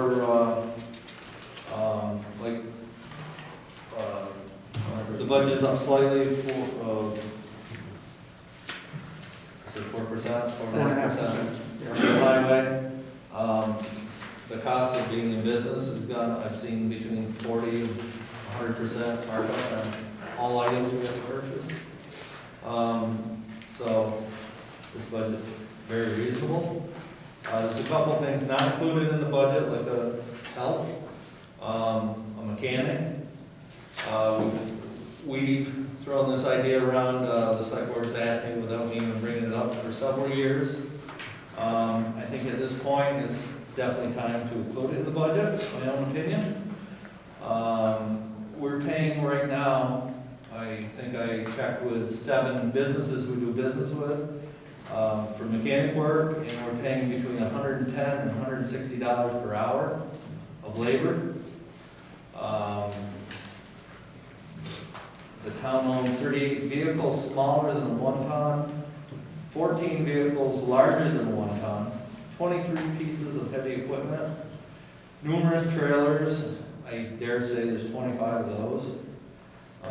Fire vehicles not included in that tally. We have no maintenance plan to keep track of the vehicles. I have some guys who are right on it, the vehicle they're assigned to. They know when it's due. Some of these same people have 2 or 3 vehicles they're assigned to, so they, we have the potential to run off our fuel system, because the fuel system, you have to put in mileage when you fuel up a vehicle, and that translates back into the office, which we have all the information there, but we don't have the connection to have a service person, mechanic, that will plug the 2 in together. So when vehicle 203 needs a oil change, you know, and it has X amount of miles on it, no one knows when it's time for service. Can I ask, is it, why, I'm not clear about why the mechanic and the maintenance plan have to go together. Why couldn't there be a maintenance plan for each vehicle? Are you saying because there's no one person that's responsible for that No, there's vehicle? not. So there's no one to oversee that? Okay. No, got it. there's no, Okay. no one that even represents a vehicle maintenance person in the town of Bennington. It's all sent away, now we fix light bulbs or the major, or the minor things that need fixing. Many of the garages I've been dealing with lately, it seems like if you send them 10 vehicles, all 10 vehicles need brakes, so I'm losing a lot of trust in a lot of the businesses, because the average just shouldn't be. So that would be another good thing to have in our shop where I can go, or the mechanic would know what needs it and what not. Downtime, bringing them to the shops, of course. For a big truck, one of the big dump trucks, it's costing between $1,200 and $1,800 with labor markup and parts. Half of that being labor rate. Less downtime, you know, sometimes they bring in the truck, they sit for 3 days, even though it was scheduled maintenance in the parking lots and before they even look at them.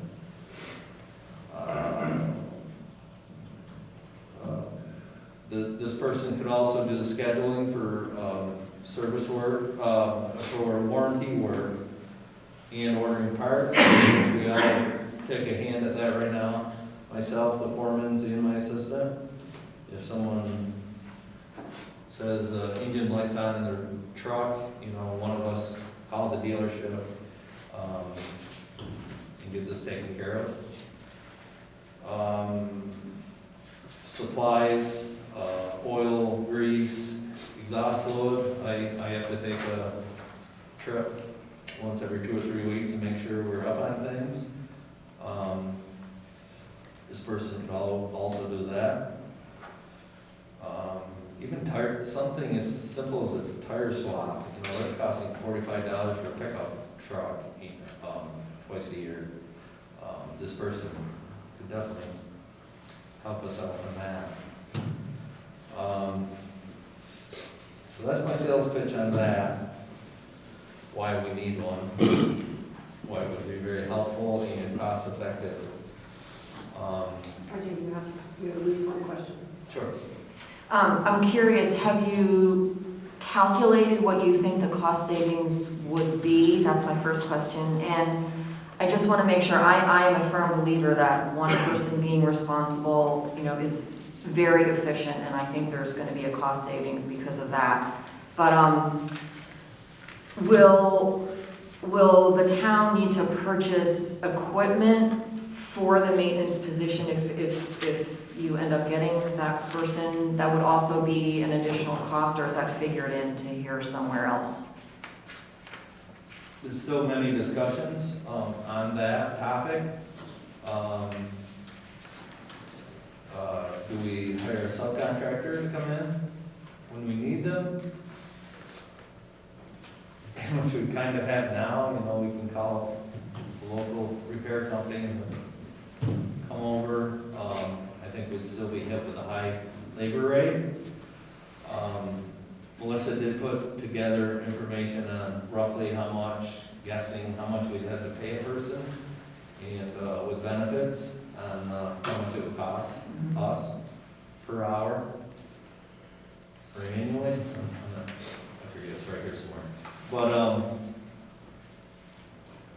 yeah, we definitely need more help with all the equipment we have. This includes the police department, buildings and grounds, not the fire department, but yeah, to do service and keep track of when vehicles need to be serviced. Also, in the shining star at the end, that should be mentioned also is we have a waste oil burner now, and it likes oil. So all this changed oil in-house could be put right in the furnace and be free fuel. So it's a big building, which helps. So that would also be helpful. So is there information that would be helpful to us to see? No, we haven't, I mean, RJ's right, we really haven't been able to nail down exactly what it would cost us to find someone and hire them, and what the savings might be. He's outlined the number of vehicle opportunities there are, And one of the things that RJ and I talked about in preparation for this meeting, is as we go through this year, we're going to be continuing to take a look at this.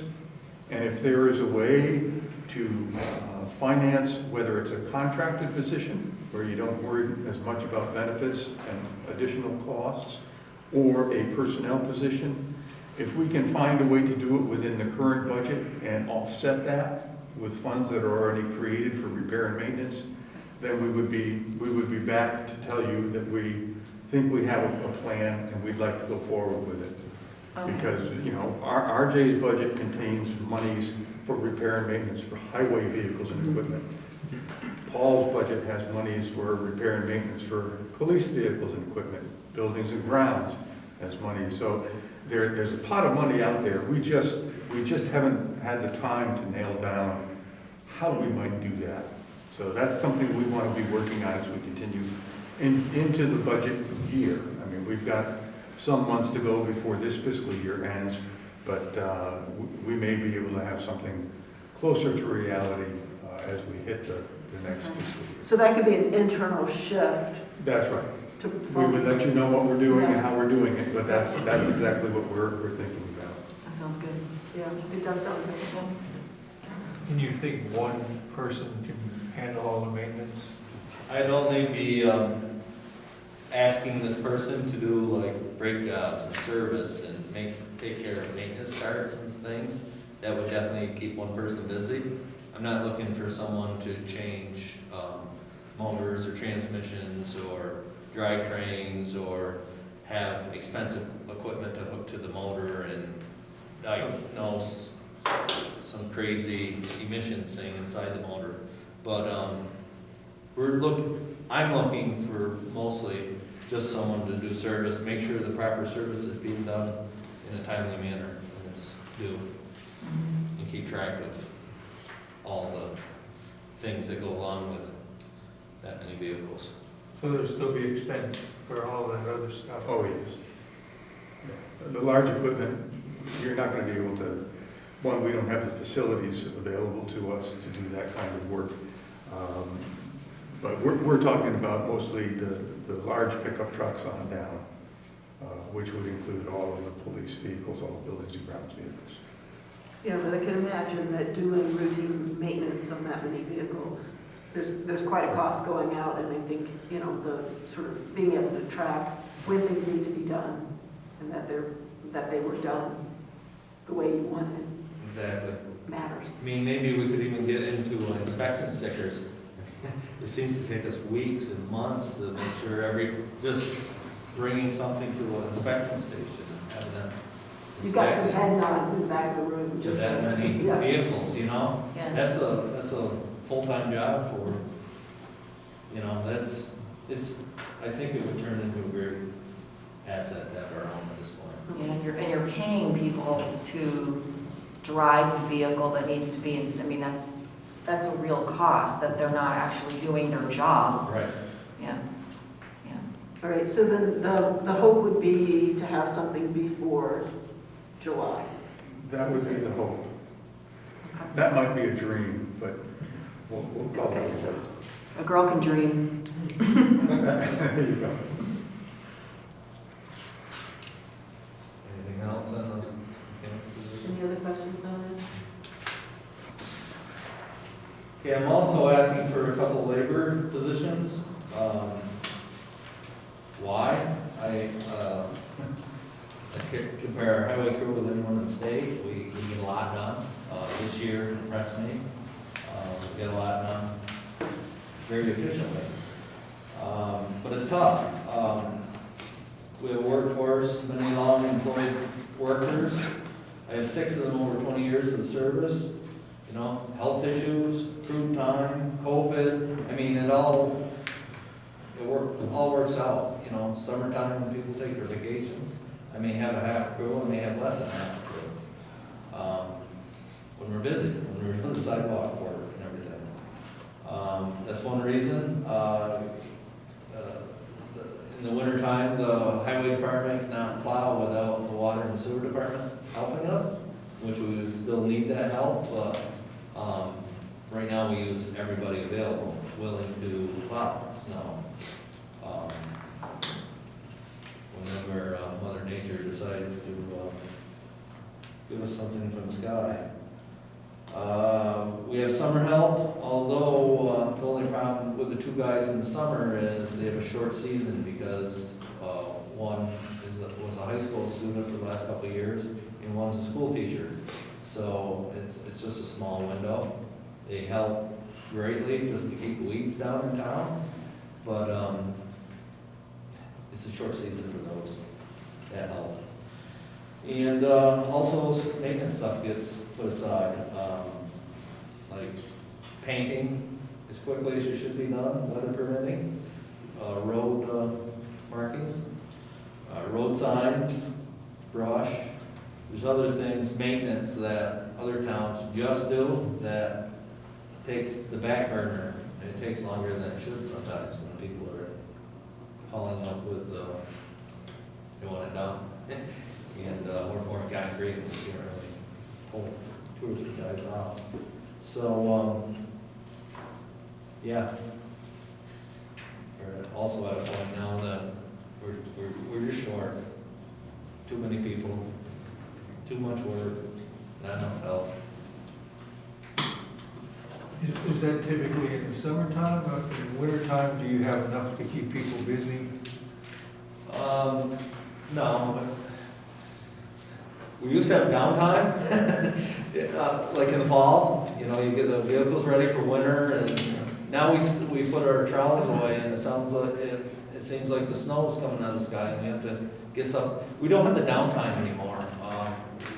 March or April, whenever the snow or the ground isn't freezing, and the plows aren't even put away properly sometimes because we have to start projects that, you know, are dangling out of the sky, and no, there's no downtime anymore, and it doesn't get any better. It just gets more and more hectic. Why do you think that is? Why do you think there's less downtime? Were you being asked to do more projects? Is that what's driving it? Yeah, absolutely. You know, this year we did 5,500 feet, 5,800 feet of sidewalk. You know, typically a busy year, 2,800. It's a good year. You know, it's just with the PFOAs and the storms and the stormwater management, and just it doesn't get any easier. It just gets more and more hectic. The things you have to do to keep in compliance with the state, or the things you have to do to fix the street that's already dug up, or what have you. And I think, Jeannie, over the years, we have become more of a construction crew than simply a maintenance crew. Part of that is lack of contractor availability, increased cost for contractors, and just more work necessarily. I mean, we really have developed into a pretty good sidewalk crew. And normally, back in the day, that would have been contracted out. We would not be doing that work. Right. We would be doing sidewalk repairs. Now we find ourselves doing complete rebuilds of streets, which is necessary, but it's not something that we used to do. We used to do patching, fixing, and then when things fell apart, then we'd have a major project in our hands. Now we're doing top to bottom repair of entire streets. Including drainage in that, and you know, so that's as easy as a sidewalk. Just try to start from the bottom up to replace everything that may need attention. You know, prepping for blacktop. So RJ, just to give an example, how much would it have cost you, suppose, if you can estimate, to do what you did on Washington Avenue? If you had to contract it all out. I know you did contract some things, but. I couldn't tell exactly. 75%, that's what it was 5 years ago when I compared concrete flat work prices. Yeah. And the time I think able to get any sidewalk done, we'd be doing 200 feet if we had to contract it. That's right, if you were doing that. The other thing I would guess is that the water line work has meant more work for you, your crew as well, even though that's being contracted out. Deadlines, PFOA, you name it, it just never ends. Unplanned things, just never end. Right. There used to be a downtown position, highway does that now, there used to, we pick up the garbage, we just, a huge sum of work we do. And I'm not complaining or crying, but we need more help to get everything done. I think that's true, and I don't think we could get what we are getting from anywhere else. If we had to go out and contract for it, we would never be able to do this. I mean, I'd still be driving, and we would all still be driving on dirt on Washington Avenue. It would be frozen dirt, but it would be dirt. And can I say, as a person who resides there, and I'm hoping everybody gets a chance to see what you've all done. It's, it is from the ground up, or below the ground up. So it's an amazing difference. And as you see, my crew does phenomenal work. They do. It's not like we even take second fiddle to the contractors anymore. Oh, absolutely not. Every one of them cares so much about the work they do, They're exceptionally skilled and they're exceptionally caring, so. They very much are. Mm-hmm. And I hope if the 2 additional laborers are in the budget and at the end, I would hope that they catch by osmosis every ounce of knowledge that the folks who have been on that crew for some time are working, because there's real knowledge and skill base there. So we did not budget for those additional workers. I know. This year. I saw that. And part of that was because the costs that RJ outlined that are hitting us hard, $9 a ton increase in salt costs. Materials themselves are going through the roof. Pipe right across the board, if it's ductile iron or plastic or culvert pipe or water line or sewer line, is 100%. I mean, perfect, right to the, almost like they just marked it up 100%, and that's the new number we'll use.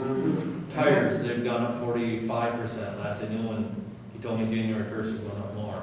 I mean, big type dollar items that we spend money on every day have skyrocketed. Will they come down? Absolutely, sure they will. They won't come down 100%. What we were, no. No, I understand. Yes, Jean. I realize it's not budgeted for new people in this budget, but I think it's really helpful that you are raising the awareness, because it not only could impact it impacts the current people that you have on your team, because if they're being overworked year after year after year, they might not stay. And, there goes their skill set, and this, so there's benefits to hiring more people to keep the people that you have, so they're not so overworked. My biggest concern with that is that because of the lack of workforce right now, everybody needs help, needs workers. The pay scale has gone up significantly in our line of work. And I'm just afraid at this point that we were good a couple years ago, but I'm concerned now that we're not good anymore. People are going to start to go other places, or look other places, or look for work. Yeah. That's definitely a huge concern I have. Yeah, yeah, okay. Have you seen any of that happen? Has any of it happened? No, we've lost a few for illnesses and stuff, but not as far as moving on. Great, so RJ, what else should we know about? It's pretty, like I say, it's, how can you be 4% when everything's gone up so high? I don't think that any class 2 roads are in the budget this year. I think there is another year of pretty much downtown roads that do not qualify for class 2. Right off the top of my head, I wrote the list today, but, so I don't know if we'll see class 2 paving roads. Hopefully that 175 for bridges will come through, especially if we get the money Stu spoke about. Does it feel like this year will be a slightly easier year if something truly unexpected doesn't happen? Does this feel like it might be a bit of a breather year for you? I haven't told my guys either way yet, and I usually share that with them. I told them last year at this time that hang on because this is going to be a bad one.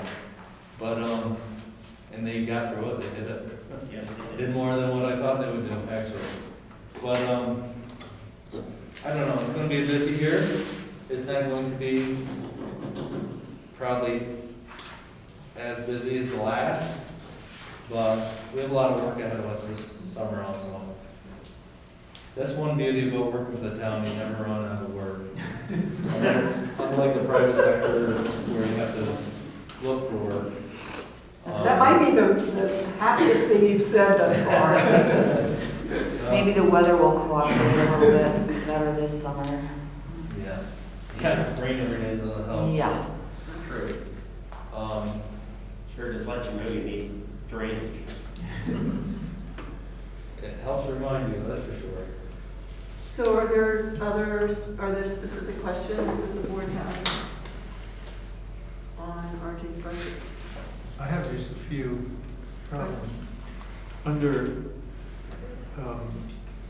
025110-221, repair main supply winter. Can you just tell me what that's about? That's on page 14 of 17. It's under the general heading of construction and maintenance. Sorry. Okay, what line item, please? It's the repair of the main supply in winter. Winter, okay. I'm just curious what that. It's principally salt. That's all that covers. Yeah. After the $9 increase this year, and we've got salt from a supplier for the last 2 or 3 years, and that supplier went up $21 per ton. I just didn't understand. Multiply that by 3,400 tons. And then the other question I had, jumping to construction and maintenance sidewalks, under other purchase services, is that it? That's gone up, that's an increase of nearly 60,000. Is that more sidewalk that we're doing this year, or? It's more expensive concrete that we're using. Okay. Concrete went up $10 in spring per yard. It's gone up, I couldn't even keep track, it went up 3 times over the summer, and I think January 1st it went up, it's going up 10% more, but Daly's Concrete was sold out to a bigger company, in which now there's numerous charges on the concrete. Yeah, I know, we've run into the same thing. Yeah, so it's kind of hard to tell what you're paying nowadays until you get the bill. Luckily, and kudos to my guys, they didn't get any extra charges for wait time or unload time. They only give you like 5 minutes per yard or 2 minutes per yard, and anything over that is X amount of dollars per minute, and I didn't pay one of those charges all summer, so that was great. But yeah, concrete, like everything else, has escalated the price dramatically. And the projects that we're looking at this year are a portion of East Main Street from North Branch to Gage and Maple Street. And Maple Street will include the drainage work, curbing, pretty much what happened on Washington Avenue, so we won't have the water line replacements completely. Right. Although I think Maple may be in that lead line replacement project. It hasn't been already. Yeah, no, we had to replace that, but that's not out of the lead line, doesn't help us with Great. But yes, that's gonna, that needed a full replacement of Washington Avenue for several years. It's been a horrible, horrible sidewalk, and we've been waiting for this lead lines to be replaced.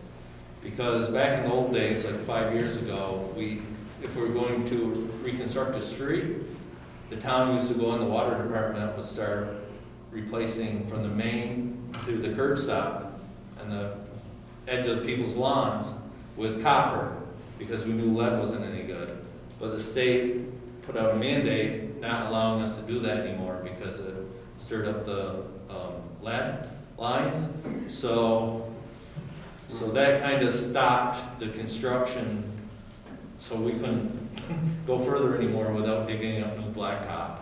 So that's why we've been waiting to replace these bad streets and sidewalks, Maple Street being one. And as all of you know, when people come from Woodford and drive down Main Street, East Main Street is pretty ugly. It's all broken up and there's no curb left, and the drainage is about shot. So it's in great need of repair also.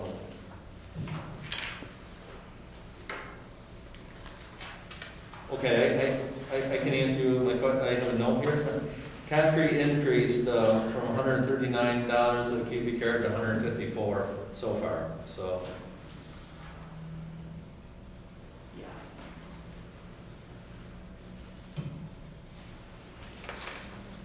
All right, thank you. You're welcome. Any other questions from the board? Any questions from the audience? Yes, Nancy, please come on.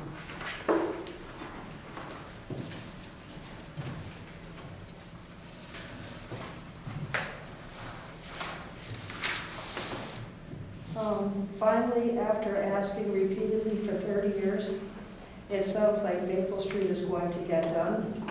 I don't think it ever should have taken this long, and I know you don't have anything to do with it. My neighbors and I did the right thing 30 years ago. We came to the town. We told you that we could see issues in the future, and we felt if you fixed the sidewalk and replaced the curb, it would have cut down on a lot of zoning issues. Well, it never got done. And we've had a lot of issues created on my street from overcrowding and what happens when your neighborhood looks downtown or gets run down. And I've asked for 25 years that the town put together a master list so that everybody knows where they're going to fall in the order of their street or sidewalk getting replaced. I understood we made the downtown priority 30 years ago. We got it all set, and it's time for the neighborhoods to know when their street is going to get replaced, whether it's going to be 5 years, 10 years down the road. You have to start doing something for the neighborhoods. And in fact, 10 years ago, I think the town did say that a master list was going to get together so that people would know when their sidewalks and streets were going to get fixed. And I don't think we do have a sidewalk map that's updated every year. Dan takes care of that.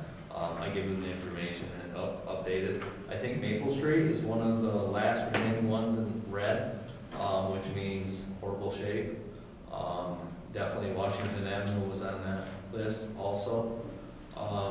So yes, we don't plan 5 years ahead of time for sidewalk replacement because we know concrete heaves and things happen like lead line replacement. But we do have a map that tells us the worst streets and the best sidewalks. But there aren't many streets, sidewalks that you replaced in the past 10 years that had no curb, and the sidewalk itself, I mean, they started to replace it over 25 years ago, never came back and finished the job. And again, I just think you got to be fair to people in the future. Safford Street is wondering what's going on. You did one side of the street, the other side is a mess. You know, you just have to be fair to the people who live in neighborhoods. Once again, we have 40 miles of sidewalk on Creekside. I understand that. I'm not Plus more saying it's trails you, by but, the year. you know, I asked the select board, why would you fix one side of a street, not do the other one, and move on to other neighborhoods? well, one side gives you a good sidewalk to walk on. And at Safford Street, for example, we wanted to turn it on grass on one side and sidewalk on the other. And people didn't want that to happen. We didn't have the time or the money at the time to put concrete on both sides sidewalk. I understand that, but then I remember how the neighbors had to fight so they didn't lose their sidewalk that had been there for 100 years. And I think it should have been a priority to get that entire street fixed before you went on to something else. Or you could go back, you know. There's different ways of looking at it. Maybe put you off on your street another year. Well, I've been put off for 30 years. Well, and so I think what you're raising is the very point of having these budget meetings. So if we could add with a wand 3 new positions, you know, that RJ is requesting, if we could triple the number of sidewalks that we do, if we could complete all this, the taxes would go through the roof. So what we are always doing is saying, how much can we do with what we have? What is absolute necessity for an increase? What are the things like the increased price of supplies and equipment? You know, how do we deal with that? So, I mean, you know, you are raising the very questions that we have these budget sessions for. It is very, very hard for us to hear someone come to us and say that it is absolutely essential that he have more staff. And we're looking at, well, if we do that, that means that the taxpayer is going to pay more. So I think it is the tough question that we're dealing with. So I appreciate you raising it. If we had an easy way to answer it, we certainly would. So, and I don't want to really get into a back and forth, but I'm just saying it is the question. I'm just stating a basic fact. You should be able to go around town and say, okay, these are the 10 worst sidewalks. They are going to be the priorities for the next 10 years. RJ has already told you that list is updated every year in conjunction with Dan. And the who knew we were going to be doing lead line replacement? I mean, it changes. Who knew we were going to have 5 years this? ago, Maple Street probably would have been done 5 years ago, Yeah. but we knew of the lead lines in the road, and we don't want to dig up fresh blacktop because it makes everyone look bad. It's not good, it's a waste of money. So we try to plan ahead as far as projects that need rebuilding from the bottom up. Yeah. Because there's nothing worse than digging up for fresh blacktop. I get it. Well, I think the All town right. is, Thank you, RJ, for that. So Nancy, I mean, I think we do hear your frustration. You know, we all share variations on frustrations of not being able to do everything that I think the we town we was should. very fortunate to have a street in the middle of town with no sidewalk where we didn't have somebody get seriously injured. And I just think you have to, again, it goes back to safety in our neighborhoods. Yeah. Thank you. Thank you. All right, so any other questions from select board or public? We're done.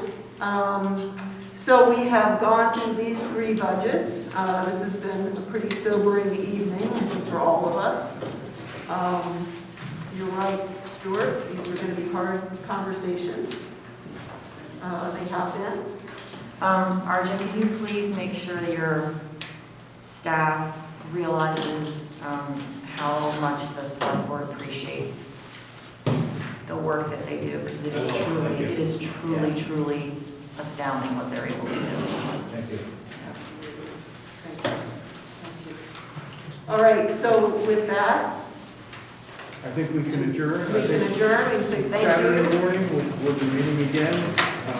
We need a motion meeting. Hang on, I just do have one more thing to I say. just want to clarify, because you actually weren't here at the beginning, Bruce. We are pushing our Saturday morning meeting back to 9 o'clock. And we'll try to wrap up the general fund budgets, which includes recreation and the other miscellaneous. We'll have the 2 libraries and the rescue squad prepared to come and meet with us towards the end of that morning.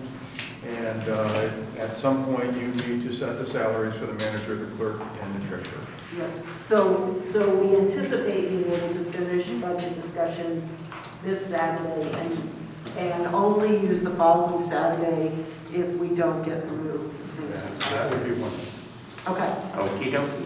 all right. Yeah. All right, with that, I'd love a motion. I would make that motion happily. And Jim just seconded it. All in favor? Please say aye. Aye. Aye. All right. Very good. I think that was everyone. Thank you very much.